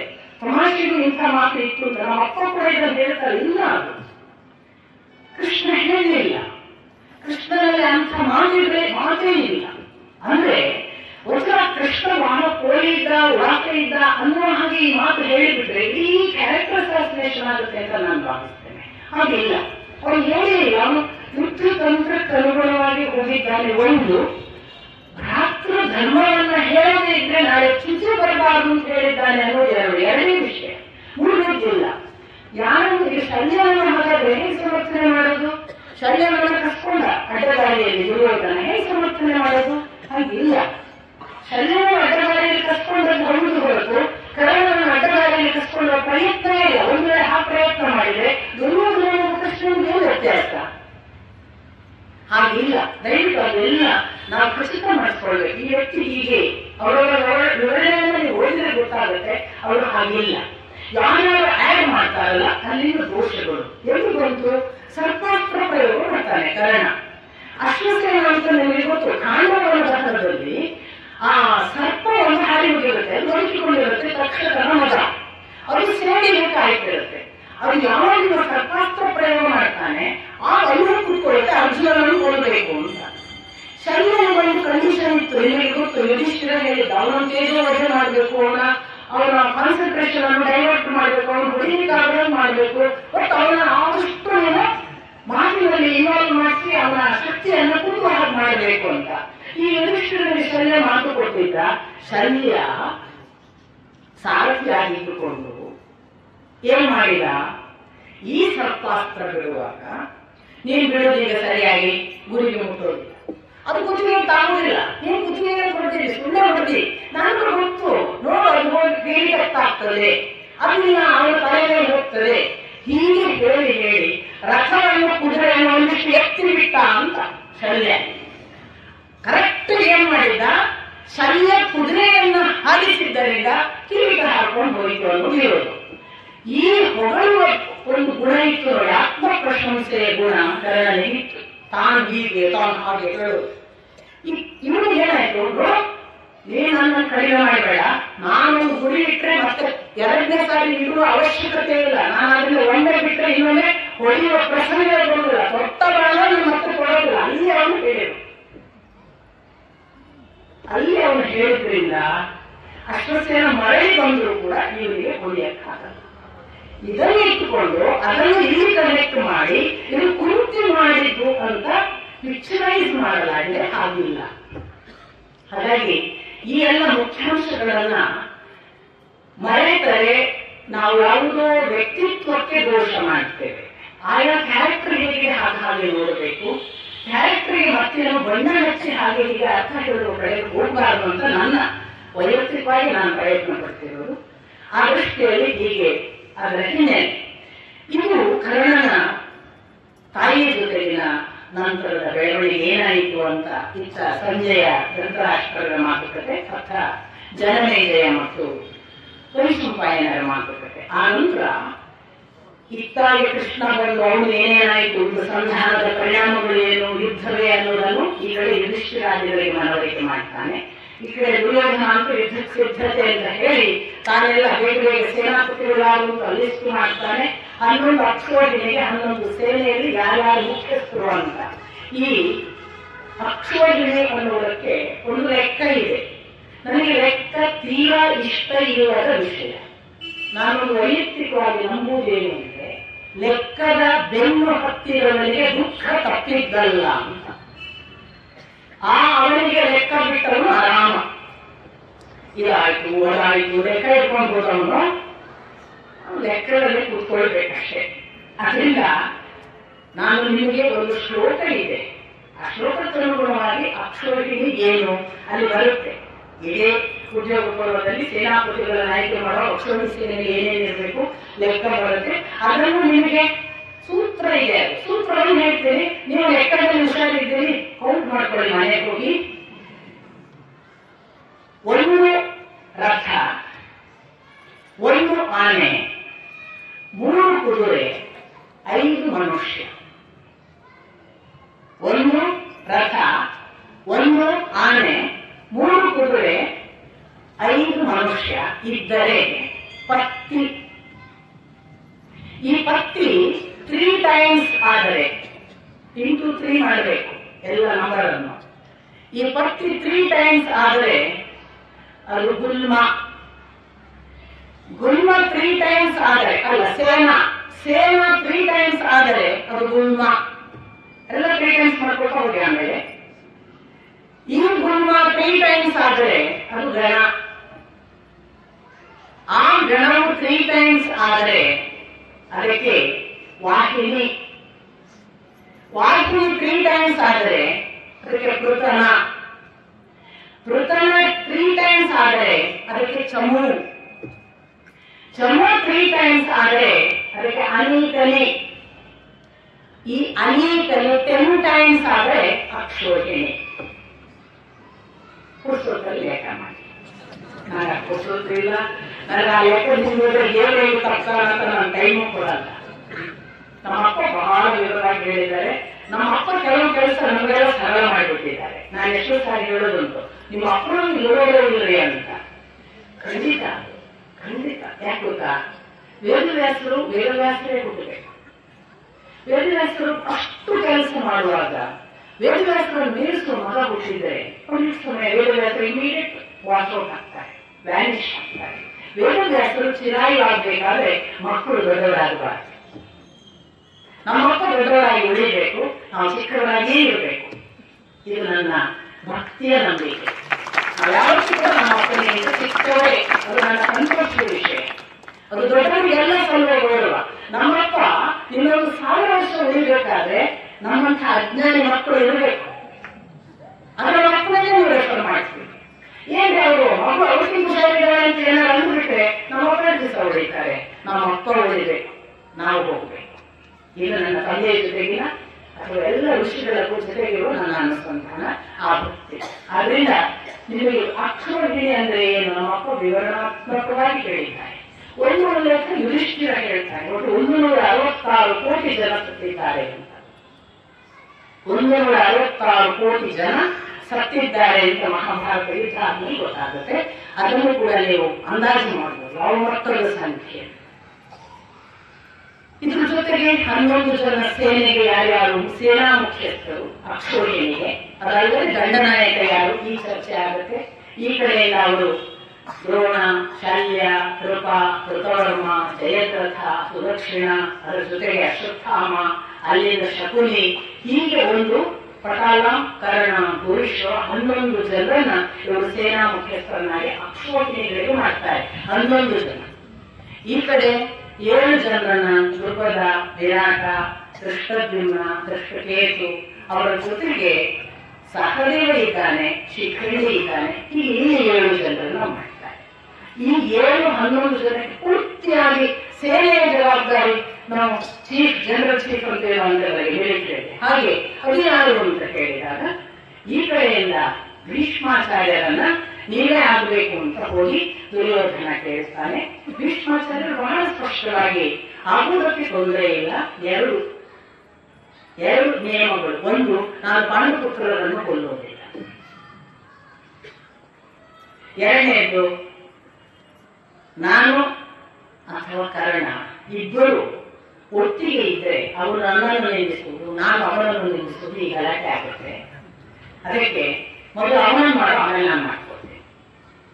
ಕೂಡಲೇ ಆಗಲೂ ಕರ್ಣ ಮತ್ತೆ ರಿಪೀಟ್ ಮಾಡ್ತಾನೆ, ಇಲ್ಲ ನೀವೇ ಮೊದಲು ಸೇನಾಪತಿಗಳ ದಂಡನಾಯಕರಾಗಿ, ನೀವಿರುವವರೆಗೆ ಶಸ್ತ್ರತ್ಯಾಗ, ನಾನು ಯುದ್ಧ ಮಾಡಲ್ಲ. ಪೌರುಷವನ್ನ ಮಾತು ಬರುತ್ತೆ ನೋಡಿ, ಪೌರುಷವನ್ನ ತೋರಿಸಿ ಯುದ್ಧ ಮಾಡುವ ಕಡೆಗೆ ಹೊರಡು, ಅನಗತ್ಯವಾಗಿ ನನ್ನನ್ನು ನೆಪ ಮಾಡಿ ಶಸ್ತ್ರತ್ಯಾಗ ಮಾಡಬೇಡ. ನೋಡಿ, ಏನೋ ಪ್ರಾಬ್ಲಮ್ ಉಂಟು ಕರ್ಣನಿಗೆ. ಇವನನ್ನ ಎಕ್ಸ್ಕ್ಯೂಸ್ ಮಾಡಿಕೊಂಡು ಶಸ್ತ್ರತ್ಯಾಗ ಮಾಡ್ತಾನೆ ಅಂತ ಭೀಷ್ಮಾಚಾರ್ಯ ಗೊತ್ತಾಗ್ತಿದೆ. ಹೋರಾಡು, ಈಗ ಹೋರಾಟದ ಅವಶ್ಯಕತೆ ಇದೆ, ನನ್ನನ್ನು ನೆಪ ಮಾಡಿಕೊಂಡು ಶಸ್ತ್ರತ್ಯಾಗ ಮಾಡಬೇಡ ಅಂತಾರೆ ಭೀಷ್ಮಾಚಾರ್ಯ. ಸೊ ಎಲ್ಲರೂ ಏನೋ ಒಂದು ಪ್ರಾಬ್ಲಮ್ ಅಲ್ಲಿದ್ದಾನೆ ಕರ್ಣ ಅಂತ ಅನ್ಸುತ್ತೆ. ಅಂತೂ ಭೀಷ್ಮರು ಯಥಾ ಪ್ರಕಾರ ದಂಡನಾಯಕರಾಗ್ತಾರೆ. ಅತ್ತ ಯಾರು ಆಗ್ಬಹುದು ಅನ್ನೋದಕ್ಕೂ ಡಿಸ್ಕಷನ್ ನಡೆಯುತ್ತೆ. ದ್ರುಪದ ಆಗಬಹುದು ಅಂತ ಒಂದು ಅಭಿಪ್ರಾಯ, ಅದು ಸಹದೇವನದ್ದಾದ್ರೆ. ಇನ್ನೊಬ್ಬ ವಿರಾಟ ಆಗಬಹುದು ಅಂತ, ಮತ್ತೊಬ್ಬ ಬೇಡ ಶಿಖಂಡಿ ಇರಲಿ ಅಂತ ಭೀಮ ಹೇಳ್ತಾನೆ, ಬೇಡ ದೃಷ್ಟದ್ಯುಮ್ನ ಇರಲಿ ಅಂತ ಅರ್ಜುನ ಹೇಳ್ತಾನೆ. ನಮಗೆ ಎಲ್ಲರಿಗೂ ನಿರ್ಣಯ ಹೇಳುವ ಶ್ರೀಕೃಷ್ಣ. ಶ್ರೀಕೃಷ್ಣ ಹೇಳಿದಂತೆ ಮಾಡ್ತೇನೆ ಅಂತ ಯುಧಿಷ್ಠಿರ ಅಲ್ಲಿ ಕೃಷ್ಣದ್ಯುಮ್ನನನ್ನ ದಂಡನಾಯಕನಾಗಿ ಅಲ್ಲಿ ಮಾಡಲಾಗ್ತದೆ. ಇದು ಎರಡು ಕಡೆಯಿಂದ. ಇತ್ತ ಇಷ್ಟೆಲ್ಲ ಯುದ್ಧಕ್ಕೆ ಸಿದ್ಧರಾದ ಮೇಲೆ ಯುದ್ಧಕ್ಕೆ ಬನ್ನಿ ಅಂತ ಹೇಳಿ ಕಳಿಸಕ್ಕೆ ಶಕುನಿಯ ಮಗ ಉಲೂಕನ ಹತ್ತಿರ ದುರ್ಯೋಧನ ಒಂದು ದೂತವಾಕ್ಯ ಹೇಳಿ ಕಳಿಸ್ತಾನೆ. ಹೇಗೆ ಹೇಳಿ ಕಳಿಸ್ತಾನೆ? ಇದನ್ನು ನೀನು ಕೃಷ್ಣ, ಯುಧಿಷ್ಠಿರಾದಿಗಳು, ಪಾಂಡವ 10 ಜನ, ವಿರಾಟ, ದೃಪದ ಇವರೆಲ್ಲ ಇರುವಾಗ ಒಂದು ಬಾರಿ ಹೇಳುವುದಲ್ಲ, ಪದೇ ಪದೇ ಹೇಳಬೇಕು. ಅವ್ರಿಗೆ ಅಷ್ಟು ಇರಿಟೇಟ್ ಮಾಡಿ ಹೇಳು ಅಂತ. ದೂರವಾಕ್ಯ ಏನು ಮಾತು, ಒಬ್ಬೊಬ್ಬರಿಗೆ ಒಂದೊಂದು ವಾಕ್ಯ ಹೇಳಿ ಕಳಿಸ್ತಾನೆ. ಮೊದಲು ಹೋಗಿ ಯುಧಿಷ್ಠಿರನಿಗೆ ಹೇಳು, ಧರ್ಮದ ಶಾಂತಿಯ ಮಾತನಾಡುವ ನೀನು ಬಹಳ ದೊಡ್ಡ ಪೋಷಾಕು ಹಾಕಿಕೊಂಡಿದ್ದೀಯ. ನೀನು ಇರುವುದೇ ಬೇರೆ, ತೋರಿಸುವುದೇ ಬೇರೆ. ನಿನ್ನ ನಾಟಕ ಸಾಕು ಮಾಡು. ನೀನು ಹಾಕಿಕೊಂಡ ಈ ಪೋಷಾಕು ನನಗೆ ನಾರದರು ಹೇಳಿದ ಒಂದು ಕಥೆಯನ್ನು ನೆನಪಿಸುತ್ತದೆ. ಹಿಂದೊಮ್ಮೆ ನಾರದರು ನನಗೆ ಕಥೆ ಹೇಳಿದ್ದರು. ಒಂದು ಮಾರ್ಜಾಲ ಇತ್ತಂತೆ, ಬೆಕ್ಕು. ಅದು ನದಿ ದಡದಲ್ಲಿ 2 ಕೈ ಎತ್ತಿ ತಪಸ್ಸಿನ ಹಾಗೆ ನಿಂತು ಬಿಟ್ಟಿತ್ತಂತೆ. ಅದಕ್ಕೆ ಏನು ಹಸಿವಿದ್ದರೂ ಕೂಡ ಆ ಹಸಿವಿಗೆ ಆಹಾರ ತಾನಾಗಿ ಬರಲಿ ಎಂದು ಇದರ ನಾಟಕ. ಕಾಲಾಂತರದಲ್ಲಿ ಇತರ ಬೆಕ್ಕುಗಳೆಲ್ಲ ಪಕ್ಷಿಯನ್ನು ಹಿಡಿಯುತ್ತಿದ್ದು, ಇದು ಮಾತ್ರ ಕೈ ಮುಚ್ಚಿ ಕೈ ಎತ್ತಿ ತಪಸ್ಸು. ಪಕ್ಷಿಗಳೆಲ್ಲ ಇದನ್ನು ನಂಬಿಬಿಟ್ಟರು. ಈ ಬೆಕ್ಕನ್ನು ನಂಬಿದರೆ ಉಳಿದ ಬೆಕ್ಕುಗಳಿಂದ ರಕ್ಷಣೆ ಸಿಗುತ್ತದೆ ಎಂದು ನಂಬಿ ಪಕ್ಷಿಗಳೆಲ್ಲ ಇದರ ಬಳಿ ಬಂದು ತಮ್ಮ ದುಃಖವನ್ನು ತೋಡಿಕೊಂಡವು. ಪಕ್ಷಿಗಳನ್ನು ವಶ ಮಾಡಿಕೊಂಡಿತು ಮಾರ್ಜಾಲ. ಕಾಲಾಂತರದಲ್ಲಿ ಇಲಿಗಳಿಗೂ ಇದೇ ಭಯ.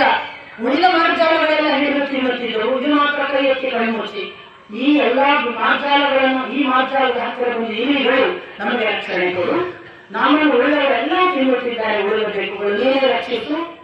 ಇದು ಅವರನ್ನು ವಶಪಡಿಸಿಕೊಂಡಿತು. ದಿನವೂ ಗಂಗೆಗೆ ನನ್ನನ್ನು ಕರೆದುಕೊಂಡು ಹೋಗಿ, ಸ್ನಾನಕ್ಕೆ ಕರೆದುಕೊಂಡು ಹೋಗಿ, ನನ್ನ ಮೈಯಲ್ಲಿ ಶಕ್ತಿ ಇಲ್ಲ, ತಪಸ್ಸಿನಿಂದಾಗಿ ಕೃಷ್ಣನಾಗಿದ್ದೇನೆ ಎನ್ನುತ್ತಿದ್ದ ಬೆಕ್ಕನ್ನು ಇಲಿಗಳು ತೆಗೆದುಕೊಂಡು ಹೋಗುವಾಗ ಮುಚ್ಚಿತ್ತು. ಹೀಗಾಗಿ ಕಷ್ಟಪಷ್ಟವಾಯಿತು, ಒಳ್ಳೆಯ ಹೋಮ ಬಂತು. ಜಗತ್ತಿಗೆ ಗೊತ್ತಾಗಲೇ ಇಲ್ಲ. ಇದು ಕದ್ದು ಮುಚ್ಚಿ ತಿನ್ನುವುದು. ನೀನು ಅಂಥದೇ ಒಬ್ಬ ಕಪಟ ಸನ್ಯಾಸಿ. ಹಾಕುವುದು ಶಾಂತಿಯ ಮಂತ್ರ, ಹೇಳುವುದು ಶಾಂತಿಯ ಮಂತ್ರ, ಹಾಕುವುದು ದೊಡ್ಡ ಗಡಬಿಟ್ಟ ಋಷಿಗಳ ಹಾಗೆ. ಒಮ್ಮೆ ಪೋಷಾಕು ಕಳಿಸು. ನಿನ್ನ ಅಮ್ಮ ಕಣ್ಣೀರು ಹಾಕುತ್ತಿದ್ದಾರಲ್ಲ ಊಟಕ್ಕೆ ಇಲ್ಲದೆ, ಅದನ್ನಾದರೂ ನೋಡು. ನಿಜವಾದ ಪೌರುಷವಿದ್ದರೆ ಯುದ್ಧಕ್ಕೆ ಬಾ. ಈ ನಾಟಕದ ಆಸೆಗೆ ನೀನು ತೋರಿಸುವ ಪರಾಕ್ರಮ ಏನು, ಅದನ್ನು ನಾನು ನೋಡಲಿಕ್ಕಿದೆ. ಬಾ. ಯುಧಿಷ್ಠಿರನಿಗೆ, ಕೃಷ್ಣನಿಗೆ, ನೀನು ಅದೇನೋ ಶಾಂತಿ ಸಂಧಾನ ಎಂಬ ರೂಪದಲ್ಲಿ ಬಂದಿ, ಏನು ಮಾಡಿದಿ? ಬಹಳ ಪ್ರಯತ್ನ ಪಟ್ಟವನಂತೆ, ನಮ್ಮ ಪರವಾಗಿ ಇದ್ದಂತೆ ಮಾತನಾಡಿದಿ. ಇರುವುದು ನೀನು ಪಾಂಡವರ ಪರ. ನಮಗೆ ಮಾಡಿದ್ದೇನೋ ದೊಡ್ಡ ಮಾನವ ವಿದ್ಯೆ, ಇಂದ್ರಜಾಲ ವಿದ್ಯೆ, ಏನೋ ದೊಡ್ಡದನ್ನು ತೋರಿಸುವ ಹಾಗೆ ನಿನ್ನ ಶಕ್ತಿ ಪ್ರದರ್ಶನ ಮಾಡಿದಿ. ನಮಗೂ ಬರುತ್ತದೆ ಕಣಪ್ಪ ಇಂದ್ರಜಾಲ ವಿದ್ಯೆ. ನಮಗೂ ಗೊತ್ತು ಶಕ್ತಿ ಪ್ರದರ್ಶನ ಮಾಡುವುದಕ್ಕೆ. ನನಗೂ ಸ್ತಂಭನ ವಿದ್ಯೆ ಗೊತ್ತು, ನನಗೂ ಆಕಾಶದಲ್ಲಿ ಚಲಿಸಲಿಕ್ಕೆ ಬರುತ್ತದೆ. ನನಗೂ ಕೂಡ ಅನೇಕ ನಿನ್ನಂಥದೇ ಮೋಡಿ ಮಾಡುವ ಮೋಹದ ವಿದ್ಯೆಗಳನ್ನು ಪ್ರದರ್ಶನ ಮಾಡಿ ವಶಪಡಿಸಿಕೊಳ್ಳಲಿಕ್ಕೆ ಗೊತ್ತು. ಅದೇನೋ ಶಸ್ತ್ರ ಸನ್ಯಾಸ ಮಾಡುತ್ತೀಯಂತೆ. ಯುದ್ಧ ಮಾಡುವಾಗ ಸುಮ್ಮನೆ ಶಸ್ತ್ರ ಹಿಡಿದು ಯುದ್ಧ ಮಾಡು, ಧೀರನಾಗು. ಯಾಕೆ ಈ ಹೇಳಿತನ? ಶಸ್ತ್ರ ಹಿಡಿದು ಯುದ್ಧ ಮಾಡಿ ಕೃಷ್ಣಯ್ಯನ್ನು ತೋರಿಸು, ನಾನು ಕಾಯುತ್ತಿದ್ದೇನೆ.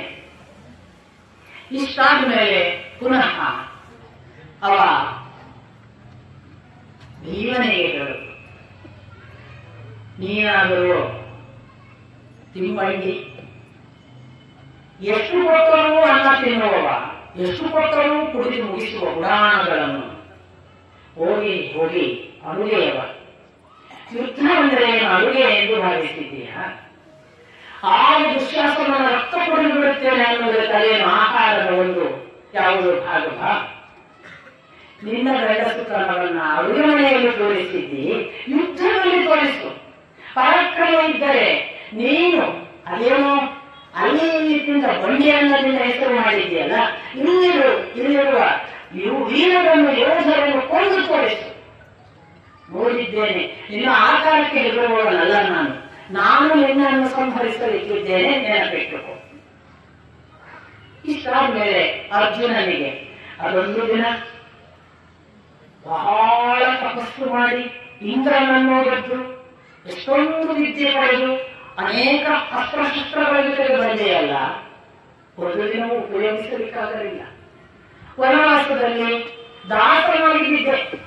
12 ವರ್ಷ ಒಂದು ದಿನ ನಮ್ಮ ಮೇಲೆ ಅದನ್ನು ಪ್ರಯೋಗಿಸುವುದಕ್ಕೆ ನನಗೆ ಸಾಧ್ಯವಾಗಲಿಲ್ಲ. ನಿನ್ನ ಈ ಎಲ್ಲ ಅಸ್ತ್ರಶಸ್ತ್ರ ಎಷ್ಟು ವ್ಯರ್ಥ. ಹೋಗಲಿ, ಆ ವೇದಿಕೆಗೆ ನಿನ್ನ ಹೆಂಡತಿ ದ್ರೌಪದಿಯನ್ನು ಎಳೆದು ತರುವಾಗ ನಪುಂಸಕರು ಹೊಂದಿದ್ದೆ, ಸತ್ಯವಾಗಿ ಬಿಟ್ಟಿತ್ತು. ಅಜ್ಞಾತವಾಸದಲ್ಲಿ ಕೂದಲು ಬಿಟ್ಟುಕೊಂಡು ಹೆಣ್ಣಿನಂತೆ ಸೀರೆ ಉಟ್ಟು ನಪುಂಸಕನೇ ಆಗಿ ಒಮ್ಮೆ ಪುರುಷನಾಗಿ ತೋರಿಸು ಬಾ. ನನ್ನ ಜೊತೆಗೆ ನೀನು ಕಾರಣ ಯುದ್ಧ ಮಾಡಬೇಕು ಅಂತ ಕಾಯುತ್ತಿದ್ದೇವೆ, ಬಾ ಒಮ್ಮೆ. ಅದೇ ನಪುಂಸಕತನ ಎಷ್ಟು ದಿನ ಇಟ್ಟುಕೊಳ್ಳುತ್ತಿ, ಪೌರುಷಕ್ಕೆ ಕಾದಿದ್ದೇನೆ. ಇಷ್ಟು ಹೇಳಿ ನಕುಲ ಸಹದೇವರಿಗೆ ಒಮ್ಮೆ ದ್ರೌಪದಿಯ ಮುಡಿ ನೆನಪು ಮಾಡಿಕೊಳ್ಳಿ, ಅವಳ ಕಣ್ಣೀರು ನೆನಪು ಮಾಡಿಕೊಳ್ಳಿ. ನಾವೆಲ್ಲ ಇದ್ದೇವಲ್ಲ, ನಮ್ಮ ಕೈಗಳೆಷ್ಟು ಬಲಿಷ್ಠವಾಗಿದ್ದು ನೆನಪು ಮಾಡಿಕೊಳ್ಳಿ. ಸುಮ್ಮನೆ ನೀವಿದ್ರು ಕಾಂತಿಯುತರು ರೂಪವಂತರು ಅಂದರೆ ಪೌರುಷದ ಪ್ರದರ್ಶನವಲ್ಲ, ಯುದ್ಧಕ್ಕೆ ಸಿದ್ಧರಾಗಿ ನಕುಲ ಸಹದೇವರಿಗೆ. ವಿರಾಟ ನೃಪರಿಗೆ ಲೋಕ ಬಹಳ ಆಶ್ಚರ್ಯಕಾರಕ. ಒಳ್ಳೆಯ ಒಡೆಯನಿಗೆ ಒಳ್ಳೆಯ ಯೋಗ್ಯ ದಾಸ ಸಿಗುವುದಿಲ್ಲ. ಎಷ್ಟೋ ಬಾರಿ ಅಯೋಗ್ಯನಿಗೆ ಒಳ್ಳೆಯ ದಾಸ ಸಿಗುತ್ತಾನೆ, ಅಥವಾ ಯೋಗ್ಯರಾದರೆ ಅಯೋಗ್ಯ ದಾಸರು ಸಿಗುತ್ತಾರೆ. ನೀವಾದರೂ ಯೋಗ್ಯರು. ಅಯೋಗ್ಯ ರಾಜರ ಮುಂದೆ ಯೋಗ್ಯ ದಾಸರು ಯಾಕೆ ಬೇಕಿತ್ತು ಅವರ ಸಹವಾಸ? ಇದನ್ನು ಬಾರಿ ಬಾರಿ ಹೇಳುವುದು ಶಕುನಿಯ ಮಗ ಉಲ್ಲೂಕನ ಬಳಿ ಆದೇಶ ದುರ್ಯೋಧನನ. ಪಾಪ ಈ ಪ್ರಾಣಿ, ಈ ದೂತರು ಬಹಳ ಹೆದರಿಯೇ ಬರ್ತಾರೆ. ಒಂದು ಮೊದಲು ಹೇಳಿಕೊಳ್ಳುವುದು, ನಾನು ಈಗ ಹೇಳುವುದೆಲ್ಲವೂ ದುರ್ಯೋಧನನ ಮಾತು, ಇದರಲ್ಲಿ ನನ್ನ ಏನು ಇಲ್ಲ. ದಯವಿಟ್ಟು ನನ್ನ ಮೇಲೆ ಕೋಪಿಸಿಕೊಂಡು ನನ್ನನ್ನು ಶಿಕ್ಷಿಸಬೇಡಿ. ಅವನು ಹೇಗೆ ಹೇಳಿದ್ದಾನೋ ಹಾಗೇ ಹೇಳುತ್ತೇನೆ ಅಂತ ಇಷ್ಟೂ ಮಾತುಗಳನ್ನು ಪುನರಾವರ್ತನೆ ಮಾಡ್ತಾರೆ. ಆಮೇಲೆ ಅವನು ನನಗೆ ಒಂದು ಬಾರಿ ಅಲ್ಲ, ಪದೇ ಪದೇ ಹೇಳಬೇಕು ಎಂದಿದ್ದನ್ನು ಮತ್ತೆ ಹೇಳುತ್ತೆ. ಸುಮ್ಮನೆ ಕೇಳುತ್ತಿದ್ದವರಿಗೆ ಇರಿಟೇಟ್ ಆಗಿ ಭೀಮ ಕಟಕಟ ಹಲ್ಲು ಕಳೆದು ಕೈ ಮುಷ್ಟಿ ಹಿಡಿದು ದುರುಗುಟ್ಟಿ ನೋಡಿ ಕೋಪದಿಂದ ಕಟವಾಯಿ ನೆಕ್ಕಿ ಹೇಳಬೇಕು, ಕೃಷ್ಣ ಅಲ್ಲಿಗೇನೆ ಹೋಗು, ನಿನ್ನ ದೊರೆಯ ಅಷ್ಟೂ ಸಂದೇಶ ನಾವು ಕೇಳಿಸಿಕೊಂಡಿದ್ದೇವೆ, ಯುದ್ಧ ರಂಗದಲ್ಲಿ ಮಾತನಾಡೋಣ ಎಂದು ತಿಳಿಸಿ ಅಂತ ಮುಗಿಸಕ್ ನೋಡ್ತಾನೆ. ಅಷ್ಟೊಂದು ಮಕ್ಕಳು ರಿಪೀಟ್ ಮಾಡುವಾಗ ಪಾಂಡವಾದಿಗಳೆಲ್ಲ ದೇವಸ್ಥಾನಂತೆ ಕುಳಿತುಕೊಳ್ಳಲಿಕ್ಕಾಗದ ಸ್ಥಿತಿ ಬಂತಾಯಿ. ಯಾಕಂದ್ರೆ ಮಕ್ಕಳು ಹೇಳ್ತಿದ್ದಾನೆ ಇರಿಟೇಟ್ ಮಾಡಕ್ಕೆ. ಅರ್ಜುನಾದಿಗಳು ಎದ್ದು ನಿಂತರು. ಭೀಮ ತಕ್ಷಣ ಹೇಳ್ತಾನೆ, ಹೋಗಿ ಹೇಳುವವನಿಗೆ ನಾನು ನನ್ನ ಪೌರುಷದಿಂದ ಅವನ ತೊಡೆ ಮುರಿದು ಅವನನ್ನ ಕೊಲ್ಲಲಿಕ್ಕಿದ್ದೇನೆ ಎಂದು ಹೇಳು. ನಾವು ಆಷ್ಟು ದಿನ ದಾಸರ ಹಾಗೆ ಇದ್ದದ್ದು ನಮ್ಮ ಅಣ್ಣನ ಧರ್ಮನಿಷ್ಠೆಗೆ. ಗುರುವಿನ ಗೌರವ, ಹಿರಿಯರ ಗೌರವ, ಸಂಸ್ಕಾರವಿಲ್ಲದ ಈ ದುರ್ಯೋಧನನಿಗೇನು ಗೊತ್ತು? ನಮ್ಮ ಸಂಸ್ಕಾರ ನಾವು ಸುಮ್ಮನೆ ಉಳಿಯುವಂತೆ ಅಣ್ಣನ ಧರ್ಮ ಕಾದಿತ್ತು. ಇಲ್ಲದಿದ್ದರೆ ನಾವು ಬಾಯಿ ಮುಚ್ಚಿ ಕೂತ್ಕೊಳ್ಳುವವರಲ್ಲ. ಈಗ ಸಮಯ ಬಂದಿದೆ, ಹೇಳುವವನಿಗೆ ಕೇವಲ ಅವನ ತೊಡೆ ಮುರಿದು ಕೊಳ್ಳುವುದಷ್ಟೇ ಅಲ್ಲ, ನನ್ನ ಕಾಲಿನಿಂದ ಅವನ ತಲೆ ಮೆಟ್ಟುತ್ತೇನೆ ಅನ್ನುವುದನ್ನು ಹೋಗಿ ಹೇಳು. ದುಶ್ಯಾಸನನ ರಕ್ತ ಕುಡಿದು ನಾನು ಮಾಡಿದ ಪ್ರತಿಜ್ಞೆಯನ್ನು ತೀರಿಸಿಯೇ ತೀರಿಸುತ್ತೇನೆ ಎಂದು ಹೇಳು. ಹೇಳುವವನಿಗೆ ನೀನು ಇಲ್ಲಿ ನಿಂತು ನಮಗೆ ಹೇಳಿದ್ದನ್ನೆಲ್ಲ ಅವನಿಗೆ ಹೇಳುವಂತ ಕೋಪದಲ್ಲಿ ದೂತನ ಮೇಲೆ ಪ್ರಹಾರ ಮಾಡುವ ಹಾಗೆ ಜೋರಾಗ್ತಾನೆ ಭೀಮ. ಅರ್ಜುನ, ಅಣ್ಣ ಅವನ ಮೇಲೆ ಯಾಕೆ ಕೋಪ? ಅವನಾದರೂ ಹೊಟ್ಟೆ ಪಾಠ. ಆ ದೊರೆ ಹೇಳಿದ ಮಾತನ್ನು ಎಲ್ಲಿ ಬಂದು ಬಡಬಡಿಸುತ್ತಾನೆ. ಸುಮ್ಮನೆ ಕೊಡಬೇಕಾದ ಉತ್ತರವನ್ನ ನಾವು ಕೊಡೋಣ. ನಪುಂಸಕರು ಮಾತ್ರ ಪೌರುಷವನ್ನು ಬಾಯಿಯಿಂದ ಮತ್ತೆ ಮತ್ತೆ ಹೇಳುತ್ತಾರೆ, ಪುರುಷರು ಕ್ರಿಯೆಯಲ್ಲಿ ಮಾಡಿ ತೋರಿಸುತ್ತಾರೆ. ಉಲುಕ, ನಿನ್ನ ದೊರೆಗೆ ಹೇಳು, ನಾವು ಪುರುಷರು ಮಾತಾಡಿ ಕುಳಿತುಕೊಳ್ಳುವವರಲ್ಲ. ಸಂದೇಶದ ಮೂಲಕ ಸಾವಿನ ಸುದ್ದಿಯೋ ಯುದ್ಧದ ಸುದ್ದಿಯೋ ಹೇಳುವವರಲ್ಲ.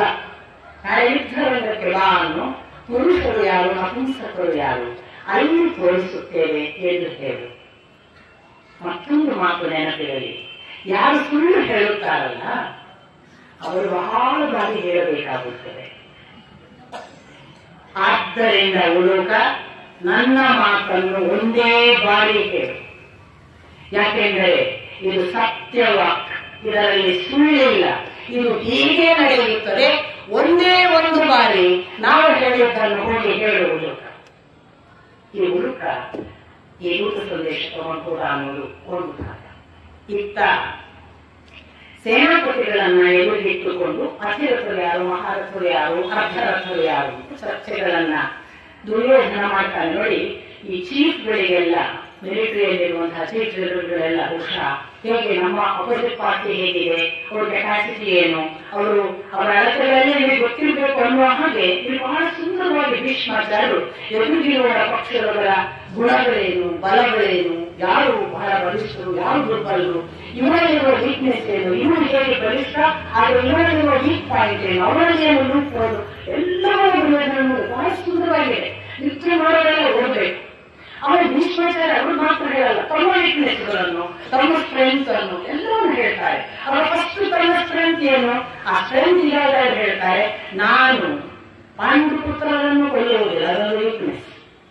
ಬಟ್ ದಿನಕ್ಕೆ 10,000 ಯೋಧರನ್ನು ಕೊಂಡು ಮುಗಿಸುತ್ತೆ, ಇದು ಸ್ಟ್ರೆಂತ್. ಆಮೇಲೆ ದ್ರೋಣಾಚಾರ್ಯರ ಬಗ್ಗೆ, ಅವನು ಧನಂಜಯನ ಜೊತೆ ಯುದ್ಧ ಮಾಡುವುದಿಲ್ಲ, ಅವರ ವೀಕ್ನೆಸ್. ಹೀಗೆ ಆದರೆ ದ್ರೋಣರು ಯುದ್ಧಕ್ಕೆ ನಿಂತರೆ ರಣಭಯಂಕ. ಅಶ್ವತ್ಥಾಮ ಅವನಿಗೆ ತಾನು ಬದುಕಬೇಕು ಎಂಬ ಆಶೆ ಇದೆ, ಆದ್ದರಿಂದ ಅವನು ಸ್ವಲ್ಪ ದುರ್ಬಲ. ಹೀಗೆ ಪ್ರತಿಯೊಬ್ಬರ ವೀಕ್ನೆಸ್ ಹೇಳ್ತಾರೆ. ಆ ನಂತರ ಕರ್ಣ ವಿಷಯ ಬಂದಾಗ ಅವನು ರಣಭಯಂಕರ, ಆದರೆ ಆತ್ಮ ಪ್ರಶಂಸೆ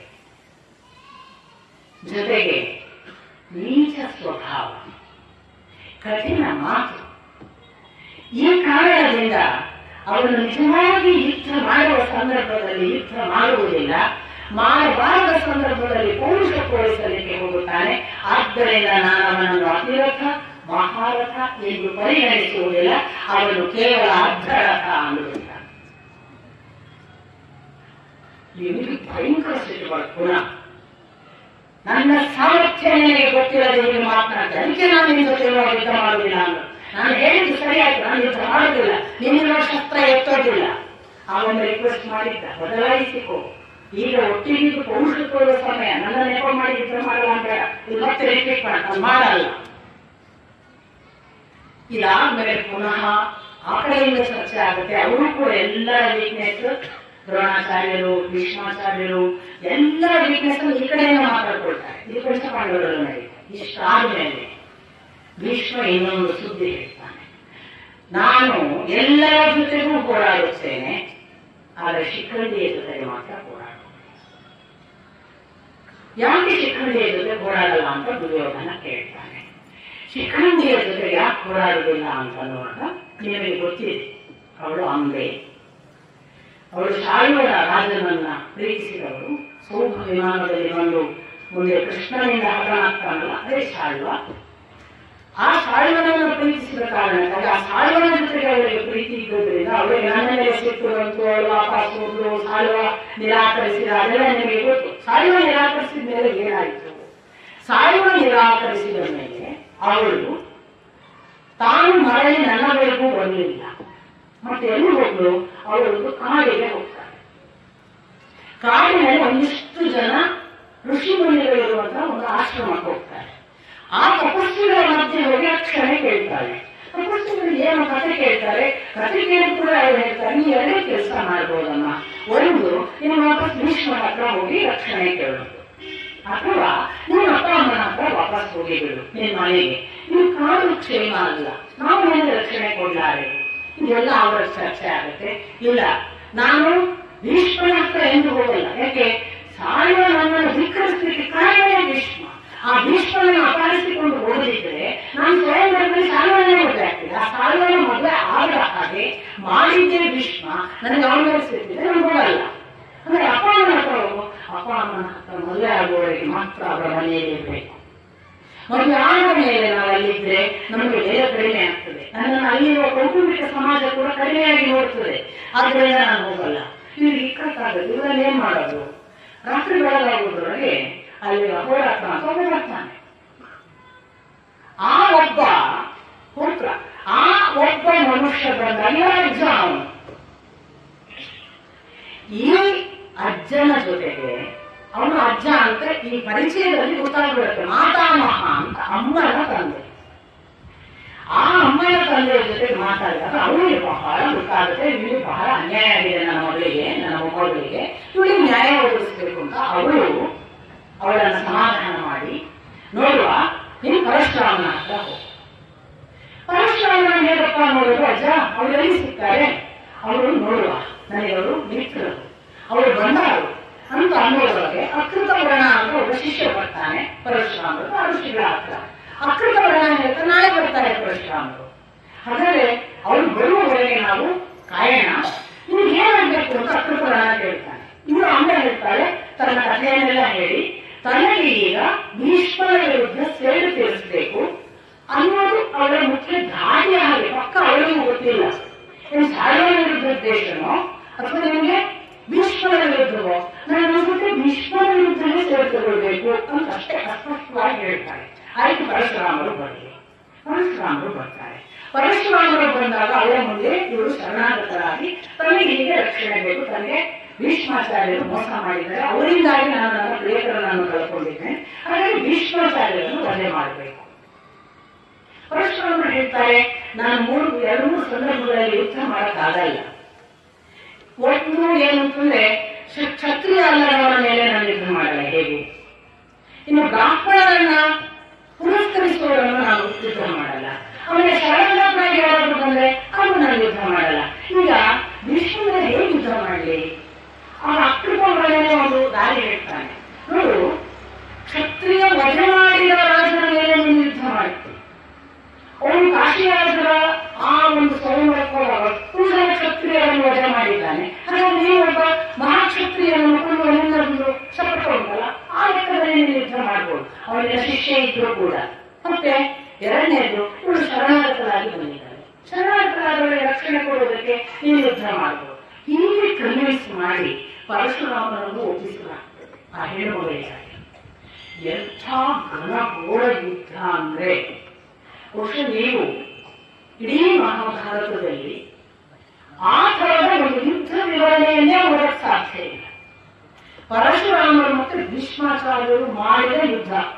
ಭೀಷ್ಮಾಚಾರ್ಯರಂತೂ ಮೊದಲು ಹೋಗಿ ನಮಸ್ಕರಿಸ್ತಾರೆ, ಶಿಷ್ಯ ಅವರು ನಮಸ್ಕರಿಸಿ ಕೂಡ ಹೇಳ್ತಾರೆ, ಪರಶುರಾಮ ನೀನೇನಾದ್ರೂ ನಮಸ್ಕರಿಸದಿದ್ರೆ ಕಷ್ಟ ಇತ್ತು ಅಂತ.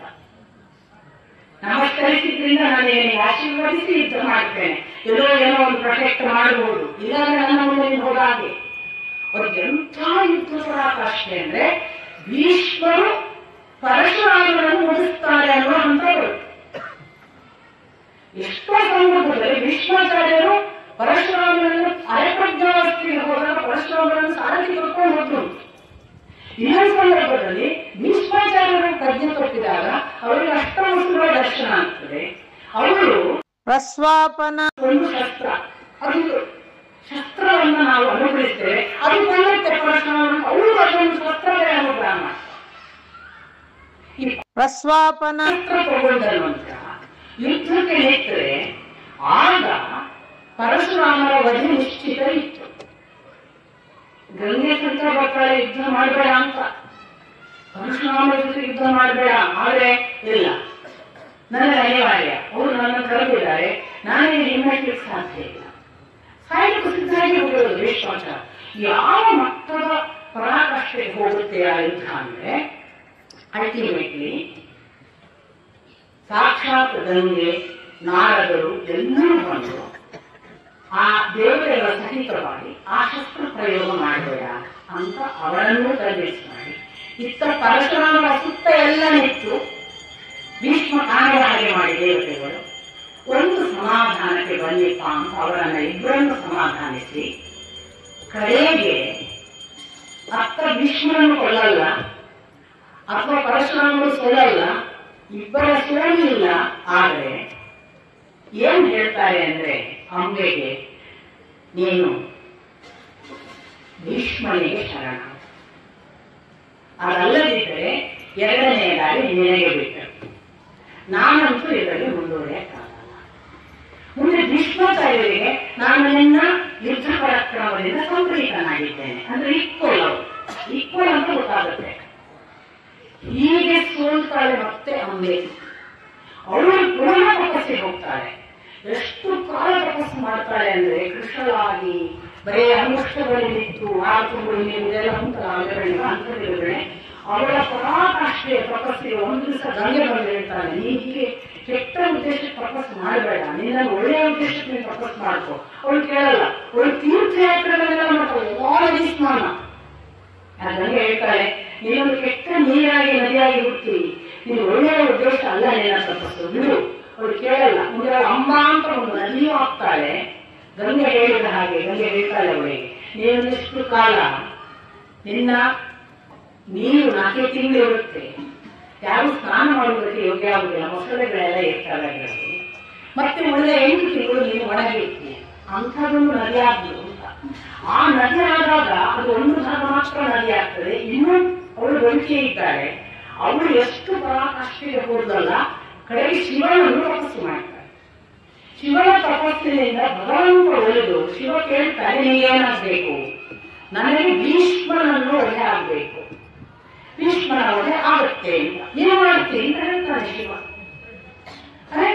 ನಾನು ಹೇಗೆ ಮಾಡ್ತೇನೆ ಅಂತ ಅವನು ಕೇಳ್ತಾಳೆ. ನೀನೇ ಮಾಡ್ತೀನಿ. ನನಗೆ ನನ್ನ ಸ್ತ್ರೀ ರೂಪದಲ್ಲಿ ಆ ಭಾವನೆ ಗೊತ್ತಿಲ್ಲ ಅವಳನ್ನು ಕೊಲ್ಲಬೇಕು ಅಂತ, ಹೇಗೆ ನಾನು ಕೊಡ್ತೇನೆ ಅಂತ ಅವಳು ಪುನಃ ಶಿವನನ್ನ ಕೇಳ್ತಾಳೆ. ನೀನು ಮುಂದೊಂದು ದಿನ ಇನ್ನೊಂದು ರೂಪದಲ್ಲಿ ಹುಟ್ಟಿಕೊಂತಿ ಅಂತ ಹೇಳ್ತಾನೆ ಶಿವ. ಇವಳ ಹಠ ಪರಾಕಾಷ್ಠೆಗೆ ಹೋಗಿ ಅವಳು ಏನ್ ತೀರ್ಮಾನ ಮಾಡ್ತಾಳೆ ಅಂದ್ರೆ, ಇವರು ಇನ್ನೊಂದು ರೂಪಕ್ಕೆ ಬರಬೇಕಲ್ಲ, ಬೇಗ ಬರಬೇಕು ಅಂತ ಚಿತೆ ಸಿದ್ಧ ಮಾಡಿ ನಾನು ಭೀಷ್ಮನನ್ನು ಸಂಹರಿಸ್ತೇನೆ ಅಂತ ಪ್ರತಿಜ್ಞೆ ಮಾಡಿ ಆ ಚಿತೆಗೆ ಹಾಡಿ ದೇಹವನ್ನು ಮುಕ್ತಾಯ ಮಾಡ್ಕೊತಾಳೆ, ಅಂಬೆಯ ದೇಹವನ್ನು ಬೇಗ ಹುಟ್ಟಬೇಕು ಅಂತ. ಹೀಗೆ ಇಲ್ಲಿ ಇವಳು ಸತ್ತಾಗ ಅಲ್ಲಿ ದ್ರುಪದನಿಗೆ ಭೀಷ್ಮನ ಜೊತೆಗೆ ಕೋಪ. ಈ ಕುರುಪಾಂಚಾಲಲ್ಲಿ ಮೊದಲಿನಿಂದ ಯುದ್ಧ ಇತ್ತು ಅಂತ ಇತಿಹಾಸಕಾರರ ವಿವರಣೆ. ಅದು ಹೊಸದಾಗಿ ಏನು ದ್ರೋಣನೊಟ್ಟಿಗೆ ಅಲ್ಲ. ಹಾಗೆ ಅವರಿಗೊಂದು ಭೀಷ್ಮನ ಜೊತೆ ಮೊದಲಿನಿಂದ ಸಿಕ್ಕಿತ್ತು. ಅದರಿಂದ ದ್ರುಪದ ತನಗೊಬ್ಬ ಭೀಷ್ಮನನ್ನು ಪಡೆಯುವ ಮಗ ಹುಟ್ಟಬೇಕು ಅಂತ ತಪಸ್ಸು ಮಾಡ್ತಾನೆ. ತಪಸ್ಸಿನಲ್ಲಿ ಅವಳು ವಿಷ್ಣು ಪ್ರತ್ಯಕ್ಷ ಆಗಿ ನಿನಗೊಬ್ಬರ ಮಗಳು ಹುಟ್ಟುತ್ತಾಳೆ, ಅವಳ ಕೊಡುತ್ತಾಳೆ. ಅವಳ ಮಗಳಾಗಿ ಇದ್ದರೂ, ಹುಟ್ಟುವಾಗ ಮಗಳಿದ್ದರೂ ಮುಂದೆ ಗಂಡಾಗ್ತಾಳೆ ಅಂತ ಆಶೀರ್ವಾದ ಮಾಡ್ತಾನೆ, ಕೊಡ್ತಾನೆ. ಗರ್ಭಿಣಿ ಆಗ್ತಾಳೆ ದ್ರುಪದನ ಹೆಂಡತಿ. ಆ ಹೆಣ್ಣು ಮಗು ಹುಟ್ಟುವುದು ಗೊತ್ತಿದ್ದೂ ಕೂಡ ಅವರಿಗೆ ಮಾತು ಏನು, ಮುಂದೆ ಗಂಡಾಗ್ತಾನೆ. ಹಾಗಾಗಿ ಅವಳು ಎಲ್ಲರ ಹತ್ರ ಗಂಡು ಅಂತ ಹೇಳ್ಕೊಂಡರು, ಹೆಣ್ಣು ಅಂತ ಹೇಳದೇ ಇಲ್ಲ. ಗಂಡು ಮಗು ಹುಟ್ಟಿದೆ, ಗಂಡು ಮಗು ಹುಟ್ಟಿದೆ ಅಂತ ಗಂಡು ಶಿಖಂಡಿ ಅಂತ ಹೆಸರು. ಶಿಖಂಡಿ ಅಂದ್ರೆ ನಮ್ಮಲ್ಲಿ ಇರುವ ಈಗಿನ ನಪುಂಸಕ ಅಂತ ಅರ್ಥ ಅಲ್ಲ. ಈಗ ನಾವು ಬಳಸುವುದನ್ನು ಅದು ಶಿಖಂಡಿ ಅಂದ್ರೆ ತಲೆಯಲ್ಲೊಂದು ವಿಶೇಷ ಗರಿಯೋ ಏನೋ ಶಿಖೆಯಲ್ಲಿ ಉಳ್ಳವಳು ಅಂತ. ಕೃಷ್ಣನು ಶಿಖಂಡಿ ಅಂತ ಹೆಸರಿದೆ. ನರಿಯ ಗರಿಯನ್ನು ಶಿಖರಲ್ಲಿ ಧರಿಸಿದವನು ಆ ಕಾರಣಕ್ಕೆ. ಅದರಿಂದ ಅವರಿಗೆ ಶಿಖಂಡಿ ಅಂತ ಹೆಸರು ಇರುತ್ತೆ. ಇವಳು ಕಾಲಾಂತರದಲ್ಲಿ ಹೆಣ್ಣೆ ಇರ್ತಾಳೆ, ಗಂಡಿನ ಹಾಗೆ ಟ್ರೈನಿಂಗ್ ಪೂರ್ತಿ. ಕೃಷ್ಣದ್ಯುಮ್ನ ಜೊತೆ ಎಲ್ಲಾ ವಿದ್ಯೆಯೂ ವಿದ್ಯೆ ಅಷ್ಟು ಕಲೆ ಎಲ್ಲಾ ವಿದ್ಯೆಯನ್ನ ಕಲಿತು ದ್ರೋಣರ ಜೊತೆಗೆ ಒಬ್ಬ ಸಾಹಸ ಯೋಧನ ಎಲ್ಲ ಲಕ್ಷಣ. ಆದ್ರೆ ವಯಸ್ಸು ಬಂತು, ಮದುವೆ ಮಾಡಬೇಕು, ಗಂಡು ಅಂತ ಹೇಳಿ ಮದುವೆ ಮಾಡಬೇಕು, ಹೆಣ್ಣನ್ನು ಕರೀಬೇಕು. ಕಡೆಗೆ ದಾಶಾರ್ಣ ರಾಜನ ಮಗಳನ್ನ ಮದುವೆ ಮಾಡಿಸಿಕೊಳ್ಳಲಾಗ್ತದೆ. ಈ ಮದುವೆಯಿಂದ ಆ ಹೆಣ್ಣಿಗೆ ಗೊತ್ತಾಗುತ್ತೆ ಇದು ಹೆಣ್ಣು ಅಂತ. ಇವು ನನಗೆ ಹೆಣ್ಣಿಗೆ ಮದುವೆ ಮಾಡಿಸ್ಕೊಟ್ಟಿದ್ದಾನಪ್ಪ, ಅವನು ಗಂಡಲ್ಲ ಅಂತ ಸಿಟ್ಟು ಬಂತು ದಾಶಾರಣ ರಾಜನಿಗೆ. ಅವನು ಯುದ್ಧಕ್ಕೆ ಸಿದ್ಧನಾಗ್ತಾನೆ. ಅವಳು ಯುದ್ಧ ಮಾಡಿ ಇನ್ನೇನೆ ನಮ್ಮನ್ನು ನಾಶ ಮಾಡ್ತಾನೆ ಅಂತ ಗೊತ್ತಾಗ ದ್ರುಪದನ ಹೆಂಡತಿ ತಾವು ತಪಸ್ಸು ಮಾಡಿದ ಶಿವನ ಮಾತು ಸುಳ್ಳಾಗಲ್ಲ, ಅದು ಯಾಕೆ ಹೀಗಾಯ್ತು, ನಾವು ಇದಕ್ಕೆ ಹಿಂದೋದು ಬೇಡ, ಯುದ್ಧ ಯಥಾ ಪ್ರಕಾರ ಕಾಯೋಣ, ಇಂದಲ್ಲ ನಾಳೆ ಅವನು ಬರುವಾಗಾದ್ರು, ಆ ದಾಶಾರಣ ಬರುವಾಗಾದ್ರು ನಮ್ಮ ಮಗಳು ಗಂಡಾಗಾದ್ರು ನೋಡೋಣ ಅಂತ. ಇದು ಒಂದೇ ತಪಸ್ಸಿನ ಬಲದ ಮೇಲೆ ನಂಬಿಕೆ. ಇಷ್ಟರಲ್ಲಿ ಈ ಹೆಣ್ಣು ಮಗು ಉಂಟಲ್ಲ, ಇದಕ್ಕೆ ನನ್ನ ಅಪ್ಪ ಅಮ್ಮನೇ ನನ್ನಿಂದಾಗಿ ಎಷ್ಟು ತೊಂದರೆ. ಈಗ ಅವ ಬರ್ತಾನೆ. ಆ ದಾಶಾರಣ ರಾಜ ತನ್ನ ಸೇನೆ ಬಂದು ಹೋರಾಟ ಮಾಡುವಾಗ ನನ್ನ ಕಾರಣವಾಗಿ ಮನೆತನಕ್ಕೆ ಗಲಾಟೆ, ನಾನೇ ಹೋಗಿ ಬಿಟ್ಟಾಯ್ತು ಅಂತ ಈ ಹೆಣ್ಣು ಕಳೆದು ಹೋಗ್ಬಿಡ್ತಾರೆ ಕಾಡಿಗೆ ಹೋಗಿ ಅಲ್ಲಿ ಒಂದು ಯಾವುದೋ ಸ್ಥೂಲಕರಣ ಅನ್ನುವ ಯಕ್ಷಣ ಆಶ್ರಮ ಇರುತ್ತೆ. ಆ ಆಶ್ರಮದಲ್ಲಿ ನಿರಂತರ ತಪಸ್ಸಿಗೆ ಕೂತು ಬಿಡ್ತಾರೆ. ಕೃಷ್ಣ ಆಗ್ತಾ ಹೋಗ್ತಾಳೆ, ಊಟ ಮಾಡಲ್ಲ, ಉಪವಾಸ. ನೋಡ್ತಿದ್ರೆ ಯಾಕೆ ಅಂತ ಗೊತ್ತಿಲ್ಲ. ಸ್ಥೂಲಕರ್ಣನಿಗೆ ತುಂಬಾ ಕನಿಕರ ಬರುತ್ತೆ. ನೀನ್ ಯಾಕೆ ಈಗ ತಪಸ್ ಮಾಡ್ತೀಯಾ? ಸ್ಥೂಲಕರ್ಣ ನೋಡ್ಲಿಕ್ಕೆ ದೇಹ ಅವರದ್ದು ಗಣ್ಯನಾಗಿ ಮಾಡಿಬಿಟ್ಟಿದ್ದಾರೆ. ಸ್ಥೂಲಕರ್ಣನಿಗೆ ವಿಷಯ ಹೇಳ್ತಾಳೆ ಅವಳು, ಹೀಗೆ ನಾನು ಆಕ್ಚುಲಿ ಹೆಣ್ಣು, ನಾನು ಇನ್ನೊಂದು ಹೆಣ್ಣಿಗೆ ಮನೆ ಮಾಡಿಸ್ಕೊಡೋ ಗಂಡು ಮಾಡಿಕೊಟ್ಟಿದ್ದಾರೆ, ಅವರಿಗೆ ಇಫೆಕ್ಟ್ ಬರ್ತಾರೆ, ನನ್ನ ಮನೆತನಕ್ಕೆಲ್ಲ ತೊಂದರೆ. ಸ್ಥೂಲಕರ್ಣನಿಗೆ ಕನಿಕರ ಬರುತ್ತೆ. ಅವ ಏನ್ ಮಾಡ್ತಾನೆ, ನೀನು ಈ ಸಮಸ್ಯೆ ಪರಿಹಾರ ಆಗುವವರೆಗೆ ಗಂಡಾಗು, ನಿನ್ನ ಹೆಣ್ತನ ನನಗೆ ಕೊಡುವಂತ ಅವನು ಲಿಂಗ ಪರಿವರ್ತನೆ ಮಾಡ್ತಾನೆ. ತನ್ನ ಲಿಂಗವನ್ನು ಅವಳಿಗೂ ಒಳ್ಳೆಯ ಲಿಂಗವನ್ನು ತಾನು ಸ್ವೀಕರಿಸಿ ಅವನು ಗಂಡಾಗಿ ಹೋಗುವ ಹಾಗೆ ಮಾಡ್ತಾನೆ. ಗಂಡಾಗಿ ಹೋಗುವ ಸ್ಥೂಲಕರ್ಣ ಹೆಣ್ಣಾಗಿ ಆಶ್ರಮದಲ್ಲಿ ಇರ್ತಾನೆ. ಆ ಹುಡುಗ ಅಲ್ಲಿ ಶಿಖಂಡಿ ಅಲ್ಲಿ ಹೋದ. ಇತ್ತ ಇಲ್ಲಿ ಸ್ಥೂಲಕರ್ಣ ಮನೆಯಲ್ಲಿ ಆಶ್ರಮದಲ್ಲಿದ್ದಾಗ ಕುಬೇರ ಬರ್ತಾನೆ. ಕುಬೇರ ಯಕ್ಷರಿಗೆ ಗುರು, ನಿಮಗೆ ಗೊತ್ತು ದೊರೆ. ಕುಬೇರ ಬಂದಾಗ ಸ್ಥೂಲಕರ್ಣ ಆಶ್ರಮ ತುಂಬಾ ಆಕರ್ಷಕ ಅನ್ಸೊಳಗೆ ಹೋಗ್ತಾನೆ. ಅಲ್ಲಿ ಯಾರು ಒಂದು ಬಂದು ಬನ್ನಿ ಕುತ್ಕೊಳ್ಳಿ ಅಂತ ಆತಿಥ್ಯ ಮಾಡಲ್ಲ. ಅವನಿಗೆ ಸಿಟ್ಟು ಬರುತ್ತೆ. ನಾನು ಒಳ್ಳೆಯ ಬಂದಿದ್ದೇನೆ, ನಮ್ಮನ್ನು ಇಲ್ಲಿ ಆಶೀರ್ವಾದ ಮಾಡುತ್ತಾರೆ, ಆತಿಥ್ಯ ಮಾಡೋದಿಲ್ಲ ಅಂತ. ಅಷ್ಟರಲ್ಲಿ ಸ್ವಲ್ಪ ಇತರ ಯಕ್ಷರು ಇಲ್ಲ, ಸ್ಥೂಲಕರ್ಣ ಒಳಗಿದ್ದಾನೆ, ಅವಳು ಇತ್ತೀಚೆಗೆ ಈ ಒಂದು ಘಟನೆಯಾಗಿ ಅವನು ಸ್ತ್ರೀ ಆಗಿದ್ದಾನೆ, ಸ್ತ್ರೀ ಸಹಾಯ ನಾಚಿಕೆಯಿಂದ ಅವನ ಹೊರಗೆ ಬಂದಿಲ್ಲ. ಕುಬೇರನಿಗೆ ಕೋಪ ಬರುತ್ತೆ. ಅವನ ನಾಚಿಕೆಯಿಂದ ನನ್ನ ಹತ್ರ ಬರದೆ ನನಗೆ ಆದರ ಆತಿಥ್ಯ ಮಾಡಲಿಲ್ಲ, ಅವನು ಖಾಯಂ ಹೆಣ್ಣಾಗಲಿ ಅಂತ ಶಾಪ ಕೊಡ್ತಾನೆ. ಸ್ಥೂಲಕರ್ಣ ಬಂದು ಕ್ಷಮೆ ಕೇಳ್ತಾನೆ. ಹೀಗೀಗಾಯ್ತು, ನಾನು ಹೇಗೆ ಬರುದು ಒಂಥರ ನನ್ನದೇ ಆದ ನಾಚಿಕೆಯಿಂದ ನಾನು ಬರಲಿಲ್ಲ ಅಂತ. ಮತ್ತು ಉಶ್ಯಾಪ ಬೇಡ್ತಾನೆ. ಆ ಉಶ್ಯಾಪಕ್ಕೆ ಕುಬೇರ ಹೇಳ್ತಾನೆ, ಎಂದು ಆ ಶಿಖಂಡಿ ತನ್ನ ಕೆಲಸ ಮುಗಿಸಿ ತಾನು ಎಲ್ಲವಾಗ್ತಾರಲ್ಲ, ಆಗ ನಿನಗೆ ಮತ್ತೆ ಗಂಡುತನ ಬರ್ತದೆ, ಅಲ್ಲಿವರೆಗೆ ಇಲ್ಲ. ಈಗ ಈ ಶಿಖಂಡಿ ಹೆಣ್ಣಿದ್ದವಳು ಗಂಡು, ಅಲ್ಲಿ ಇಲ್ಲಿ ಗಂಡಿದ್ದವ ಹೆಣ್ಣು. ಇದೆಲ್ಲ ಭೀಷ್ಮಾಚಾರ್ಯರಿಗೆ ಹೇಗೆ ಗೊತ್ತಾಯಿತು ಅಂತ ದುರ್ಯೋಧನ ಹತ್ರ ಹೇಳ್ತಾರೆ. ಯಾವಾಗ ಪರಶುರಾಮರ ಜೊತೆ ನಾನು ಸೋತೇನೆ, ಆ ನಂತರ ನಾನು ಗೂಢಚಾರರನ್ನು ಇಟ್ಟೇನೆ, ನಾರದ ಮೊದಲಾದವರ ಸಹಾಯ ಕೇಳಿದೆ. ನನಗೆ ಅವಳು ಎಲ್ಲಿ ಹೋದ್ರು ಪ್ರತಿಯೊಂದನ್ನು ಗೂಢಚಾರರು ಅಪ್ಡೇಟ್ ಮಾಡ್ತಿದ್ರು. ಹಾಗಾಗಿ ಋಪಣನ ಮನೆಯಲ್ಲಿ ಹುಟ್ಟಿರುವ ಶಿಖಂಡಿಯೇ ಅಂಬೆ ಅಂತ ನನಗೆ ಗೊತ್ತು. ನನ್ನ ಒಂದು ಶಪಥ ಇದೆ, ಹೆಣ್ಣಿನ ರೂಪದಲ್ಲಿರುವವರ ಜೊತೆಗೆ ಹೆಣ್ಣಿನ ಹೆಸರಿನಲ್ಲಿರುವವರನ್ನು, ಹೆಣ್ಣು ಪೂರ್ವಜನ್ಮದಲ್ಲಿ ಹೆಣ್ಣಾಗಿದ್ದವರನ್ನು, ಸಾಕ್ಷಾತ್ ಹೆಣ್ಣೇ ಇದ್ದು ಯುದ್ಧಕ್ಕೆ ಬಂದವರ ಜೊತೆಗೆ ನಾನು ಹೋರಾಟ ಮಾಡುವುದಿಲ್ಲ. ಹಾಗಾಗಿ ಶಿಖಂಡಿ ನನ್ನ ಮುಂದೆ ಬಂದರೆ ನಾನು ಶಸ್ತ್ರಾಸ್ತ್ರ ಕೆಳಗಿಟ್ಟು ನಿಲ್ಲುತ್ತೇನೆ, ಯುದ್ಧ ಮಾಡುವುದಿಲ್ಲ. ದುರ್ಯೋಧನ ಒಂದು ತನ್ನಷ್ಟಕ್ಕೆ ಅನ್ಕೊಳ್ತಾನೆ, ನೀನು ಶಿಖಂಡಿ ಜೊತೆ ಯುದ್ಧ ಮಾಡದೇ ಇರುವುದೇ ಒಳ್ಳೆಯದು. ಅವನು ಒಳಗಿಲ್ಲ ಏನಿದೆ ಅಂದ್ರೆ ಈ ಮುಖ ಬೇಗ ಸಾಯ್ಬೇಕು ಅಂತ, ಕಾರಣ ಬರಬೇಕು ಅಂತಿದೆ. ಯಾಕೆ ಗೊತ್ತಾ? Next question. ಇದೆಲ್ಲ ಆದ್ಮೇಲೆ ಇದು ಅಂಬೆಯ ಪ್ರಕರಣ. ಒಂದು ಹಠಕ್ಕೆ, ಕೆಟ್ಟ ಹಠಕ್ಕೆ ಒಬ್ಬ ಹೆಣ್ಣು ಬಿದ್ದರೆ ಏನು ಅನಾಹುತ ಅನ್ನೋದಕ್ಕೆ ಅಂಬೆ ಉದಾಹರಣೆ. ಹಠ ಕೆಟ್ಟದು ಅಂತ ಮಾತಾಡೋರಿಗೆ ಮೈಕ್ ಕೊಡಬಾರ್ದಂತೆ, ಹೆಣ್ಣು ಮಕ್ಕಳಿಗೆ ಹಠ ಇರಬಾರ್ದಂತೆ. ಹಂಗೆ ಆ ಹಠ ಎಷ್ಟು ಕೆಟ್ಟದ್ದು, ಎಷ್ಟು ಕೇರ್ ಮಾಡ್ತದೆ ಅನ್ನೋದೆಲ್ಲ ನಿಮಗೆ ಗೊತ್ತಾಗುತ್ತೆ. ತುಂಬಾ ಅನಾಹುತ, ತಂದೆ ತಾಯಿಯಂದ್ರಿಗೆ ಅನಾಹುತ ಅಂಬೆಯಿಂದ, ಹೆತ್ತ ತಂದೆ ತಾಯಿ ಎಷ್ಟು ತೊಂದರೆಗಳೆಲ್ಲ ಆದವು, ಅಥವಾ ಮದುವೆ ಆದ ಮನೆಗೆ ಎಷ್ಟು ತೊಂದರೆಗಳನ್ನು ಉಂಟು ಮಾಡಿದ್ರು. ಎಲ್ಲರೂ ನೀವು ನೋಡಿ, ಸಾಳುವನ ಬದುಕಿಗೆ ಅಥವಾ ಭೀಷ್ಮಾಚಾರ್ಯರಿಗೆ ಗುರು ಶಿಷ್ಯರು ಯುದ್ಧ ಮಾಡಿಸುವಂತಹ ಪಾಪಕರ ಕೆಲಸವೇ ಇಲ್ಲ. ಗುರು ಶಿಷ್ಯರು ಯುದ್ಧ ಮಾಡುವಂತಹ ಸಂದರ್ಭವೇ ಬರಬಾರದು ವಾಸ್ತವಿಕ. ಅದನ್ನು ಉಂಟು ಮಾಡಿದವರು ಅಂಬೆ. ಎಂಥ ಭಯಾನಕ ಪಾಪ ಇರಬಹುದು ಅಂತ ಅದೆಲ್ಲ ನೋಡಿದ್ರೆ ಅಂಬೆಯ ಕೆಟ್ಟ ಹಠ ಬದುಕಿನ ಯಾರಿಗೂ ಕೂಡ ಮಾದರಿಯಲ್ಲ. ಅದೊಂದು ಹಾಗೆ ಭೀಷ್ಮಾಚಾರ್ಯರಿಗೆ ಮುಂದಿನ ಪ್ರಶ್ನೆ ದುರ್ಯೋಧನನದ್ದು, ಒಂದು ವೇಳೆ ಯುದ್ಧ ಆಯ್ತು, ನೀವು ದಂಡನಾಯಕರಿದ್ದೀರಿ, ನಿಮ್ಮ ಲೆಕ್ಕಾಚಾರದ ಪ್ರಕಾರ ನೀವು ಎಷ್ಟು ದಿನದಲ್ಲಿ ಈ ಯುದ್ಧ ಮುಗಿಸ್ತೀರಿ? Next question. ಅವರು ಯೋಧರ ಲೆಕ್ಕವನ್ನೆಲ್ಲ ಮಾಡಿ 10,000 ದಿನಕ್ಕೆ ಕೊಂಡ್ರೆ 10 ದಿವಸದಲ್ಲಿ ಮುಗಿಸ್ತೇನೆ ಅವ್ರ ದಿನ.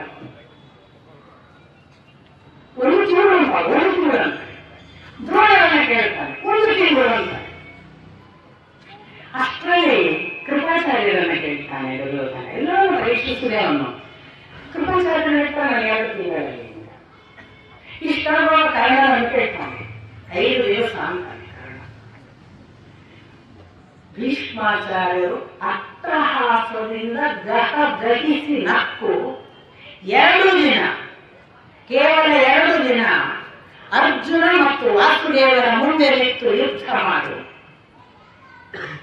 ಆ ಬಳಿಕ ನೀನು ಹೇಳಿದ್ದನ್ನು ನಾನು ಒಪ್ಪುತ್ತೇನೆ ಅಂತ. ನಿಮಗೆ ಗೊತ್ತು, ಕಾರಣ 1.5 ದಿನ ಮಾತ್ರ ಮಾಡಿ ಅವರನ್ನು ಲೆಕ್ಕ ಇಟ್ಟೆ ಹೇಳಿದ್ರು. ಅವರನ್ನು ಏನಾದ್ರು ಮೊದಲನೇ ದಿವಸ ಬಿಟ್ಟಿದ್ರೆ ಏನ್ ಕಥೆ ಇತ್ತು ಅಂತ ಸೂಚನೆ ಕೂಡ ಭೀಷ್ಮಾಚಾರ್ಯರು. ಈ ಘೋಷಣೆ ಆಯಿತು. ಅವರು ಹೊರಟು ಅನ್ನುವ ಸೂಚನೆಯನ್ನು ಅವರ ಕಡೆಯಿಂದ ಕಳಿಸ್ತಾರೆ, ಇವರು ಹೊರಟು ಅನ್ನುವ ಸೂಚನೆಯನ್ನು ಇವರು ಕಳಿಸ್ತಾರೆ.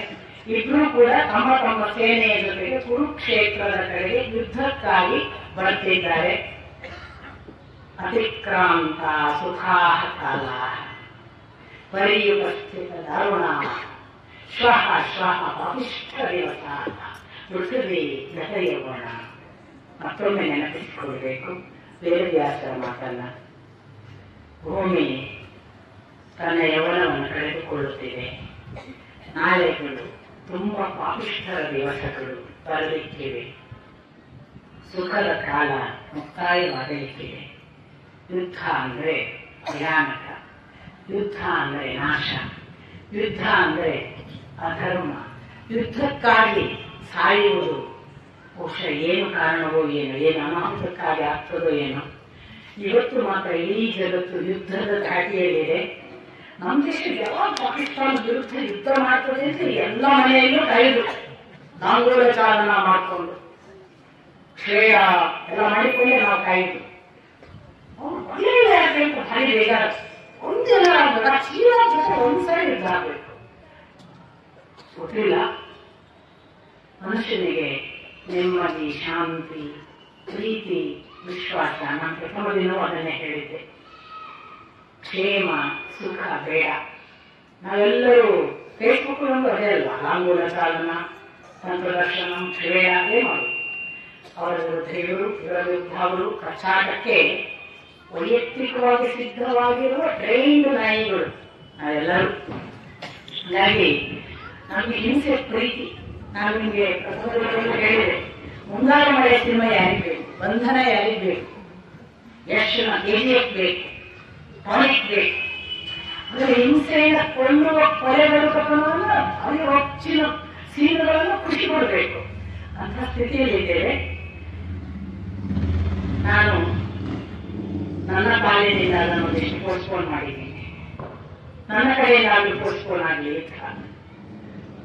ಆದಷ್ಟು ಮುಂದೆ ಹೋಗಲಿ, ಆಗಲೇ ಇರಲಿ. 13 ವರ್ಷ ವನವಾಸ ಮಾಡಿ ಬಂದಿದ್ದೇವೆ. ಆಗ ಈಗ ಯಾವ ದ್ವೇಷ ಸೇಡು ನನಗಿಲ್ಲ. ಆದ್ದರಿಂದ ಶಾಂತಿ ಸಂಧಾನವೇ ಮಾಡು ಕೃಷ್ಣ, ನೀನು ಮತ್ತು ಇದುವೇ ಇದ್ದರೆ ಅದು ಸಾಧ್ಯ ಅನ್ನೋದು ನಕುಲನ ಮಾತು. 13 ವರ್ಷಗಳ ವನವಾಸದಿಂದ ನಾನು ತುಂಬಾ ಪರಿವರ್ತಿತನಾಗಿದ್ದೇನೆ. ನಕುಲನ ಮಾತು. 13 ವರ್ಷಗಳ ವನವಾಸದಿಂದ ನಾನು ತುಂಬಾ ಪರಿವರ್ತಿತನಾಗಿದ್ದೇನೆ. ನನಗೆ ರೋಷ, ಆವೇಶ, ಆಕ್ರೋಶ, ಸೇಡಿನಲ್ಲಿ ನಂಬಿಕೆ ಹೊರಟು ಹೋಗಿದೆ. ಬಹುಶಃ ದುರ್ಯೋಧನನು 13 ವರ್ಷಗಳಲ್ಲಿ ಬದಲಾಗಿರಬಹುದು, ನಕುಲನ ಅಪೇಕ್ಷೆ. ಹಾಗಾಗಿ ಶಾಂತಿ ಮಾಡು ಕೃಷ್ಣ, ನೀನು ಇದ್ದರೆ ಇಬ್ಬರು ಕೂಡಿದರೆ ಅದು ಸಾಧ್ಯ. ಕರ್ಣನಿಗೆ ಬ್ರಾಹ್ಮಣನ ಒಂದು ಶಾಪ ಇತ್ತು. ಅದು ನಿಮಗೆ ಕರ್ಣ ಪರ್ವದಲ್ಲಿ ಬರುತ್ತೆ. ಹಸು ಕೊಂದದ್ದಕ್ಕೆ ಒಳ್ಳೆ ಅಯಾಸಿ ಅಂದ್ರೆ ಒಳ್ಳೆ ಆಯತ ಹೊತ್ತಿನಲ್ಲಿ ರಥದ ಚಕ್ರ ನೆಲದಲ್ಲಿ ಹೂತು ಹೋಗಲಿ ಅಂತ ಒಂದು ಶಾಪ ಇತ್ತು. ಅದೊಂದು ಶಾಪ ಇದೆ. ಪರಶುರಾಮರ ಶಾಪ ಇದೆ. ಅದೆಲ್ಲವನ್ನು ನೆನಪಿಟ್ಟುಕೊಂಡು ಮುಂದಿನ ಯುದ್ಧಕ್ಕೆ ಭೀಷ್ಮಾಚಾರ್ಯರು ಆ ಎಲ್ಲ ಮಾತು ಆಡಿದ್ದಾರೆ. ನನ್ನನ್ನು 26 ದಿನಗಳವರೆಗೆ ನಾನು ಮಹಾಭಾರತದ ಕಥಾಭಾಗವನ್ನು ಎಷ್ಟು ಸಾಧ್ಯವೋ ಅಷ್ಟು ವಸ್ತುನಿಷ್ಠವಾಗಿ ಕೃತಿಯಲ್ಲಿ ಹೇಗಿದೆಯೋ ಹಾಗೆ, ಆದಷ್ಟು ನನ್ನ ಪೂರ್ವಗ್ರಹಗಳು ಕೆಲಸ ಮಾಡದ ಹಾಗೆ, ಲೋಕದ ದೃಷ್ಟಿಯಿಂದ ಜಗತ್ತು ತಿಳಿದಂತಹ ಒಂದು ವ್ಯಕ್ತಿತ್ವಗಳಿಗೆ ಪೂರ್ಣಬಾರದ ಹಾಗೆ ಸಾಧ್ಯವಾದಷ್ಟು ಪ್ರಾಮಾಣಿಕವಾಗಿ ಹೇಳುವ ಪ್ರಯತ್ನ ಮಾಡಿದ್ದೇನೆ. ನಾನು ನಿಮಗೆ ಹೇಳಿದ್ದೆ, ವ್ಯಾಖ್ಯಾನ, ವಿಶ್ಲೇಷಣೆ, ಜಿಜ್ಞಾಸೆಗಿಂತ ಮಹಾಭಾರತದ ಯಥಾಕಥೆ ನಮಗೆ ಅನೇಕರಿಗೆ ಗೊತ್ತಿಲ್ಲ, ಅದು ಮುಟ್ಟಿಸುವ ಶಾಲಾ ಶಿಕ್ಷಕಿಯ ಕೆಲಸ ಮಾಡಿದ್ದೇನೆ ಅಂತ ನೀವು ಪ್ರೀತಿಯಿಂದ ಇಷ್ಟು ದಿನ ನನ್ನ ಜೊತೆಗೆ ಕಳೆದ 26 ದಿನಗಳಿಂದ ಒಂದು ನಿತ್ಯ ನನ್ನ ಭಾಗವಾದ ಇದನ್ನ ನಿಮ್ಮ ತಪಸ್ಸಿನ ಭಾಗ ಮಾಡಿಕೊಂಡು ನನ್ನ ಜೊತೆಗೆ ಕೊಟ್ಟಿದ್ದೀರಿ. ಇದು ಜೀವನದಲ್ಲಿ ಚಿರಂಜೀವಿಗಳಿಗೆ ದುಃಖ ಯಾವುದು ಅಂತ ಕೇಳುವಾಗ, ಚಿರಂಜೀವಿಗಳಿಗೆ ಯಾವುದು ದುಃಖ ಅಂತ ಈಗ ಕೇಳಿದಾಗ ಚಿರಂಜೀವಿಗಳು ಕೊಟ್ಟ ಉತ್ತರ ಪುತ್ರ, ಪತ್ನಿ, ಮಿತ್ರ, ಪ್ರಿಯಜನರು ಎಲ್ಲರೂ ಕಳೆದು ಹೋಗುತ್ತಾರೆ. ಅಂಥದೊಂದು ದುಃಖ ಇದೆಯಪ್ಪ ನನಗೆ ಅಂತ. ಹಾಗಾಗಿ ಪ್ರಿಯಜನರು ಕೂಡ ಶಾಶ್ವತವಲ್ಲ.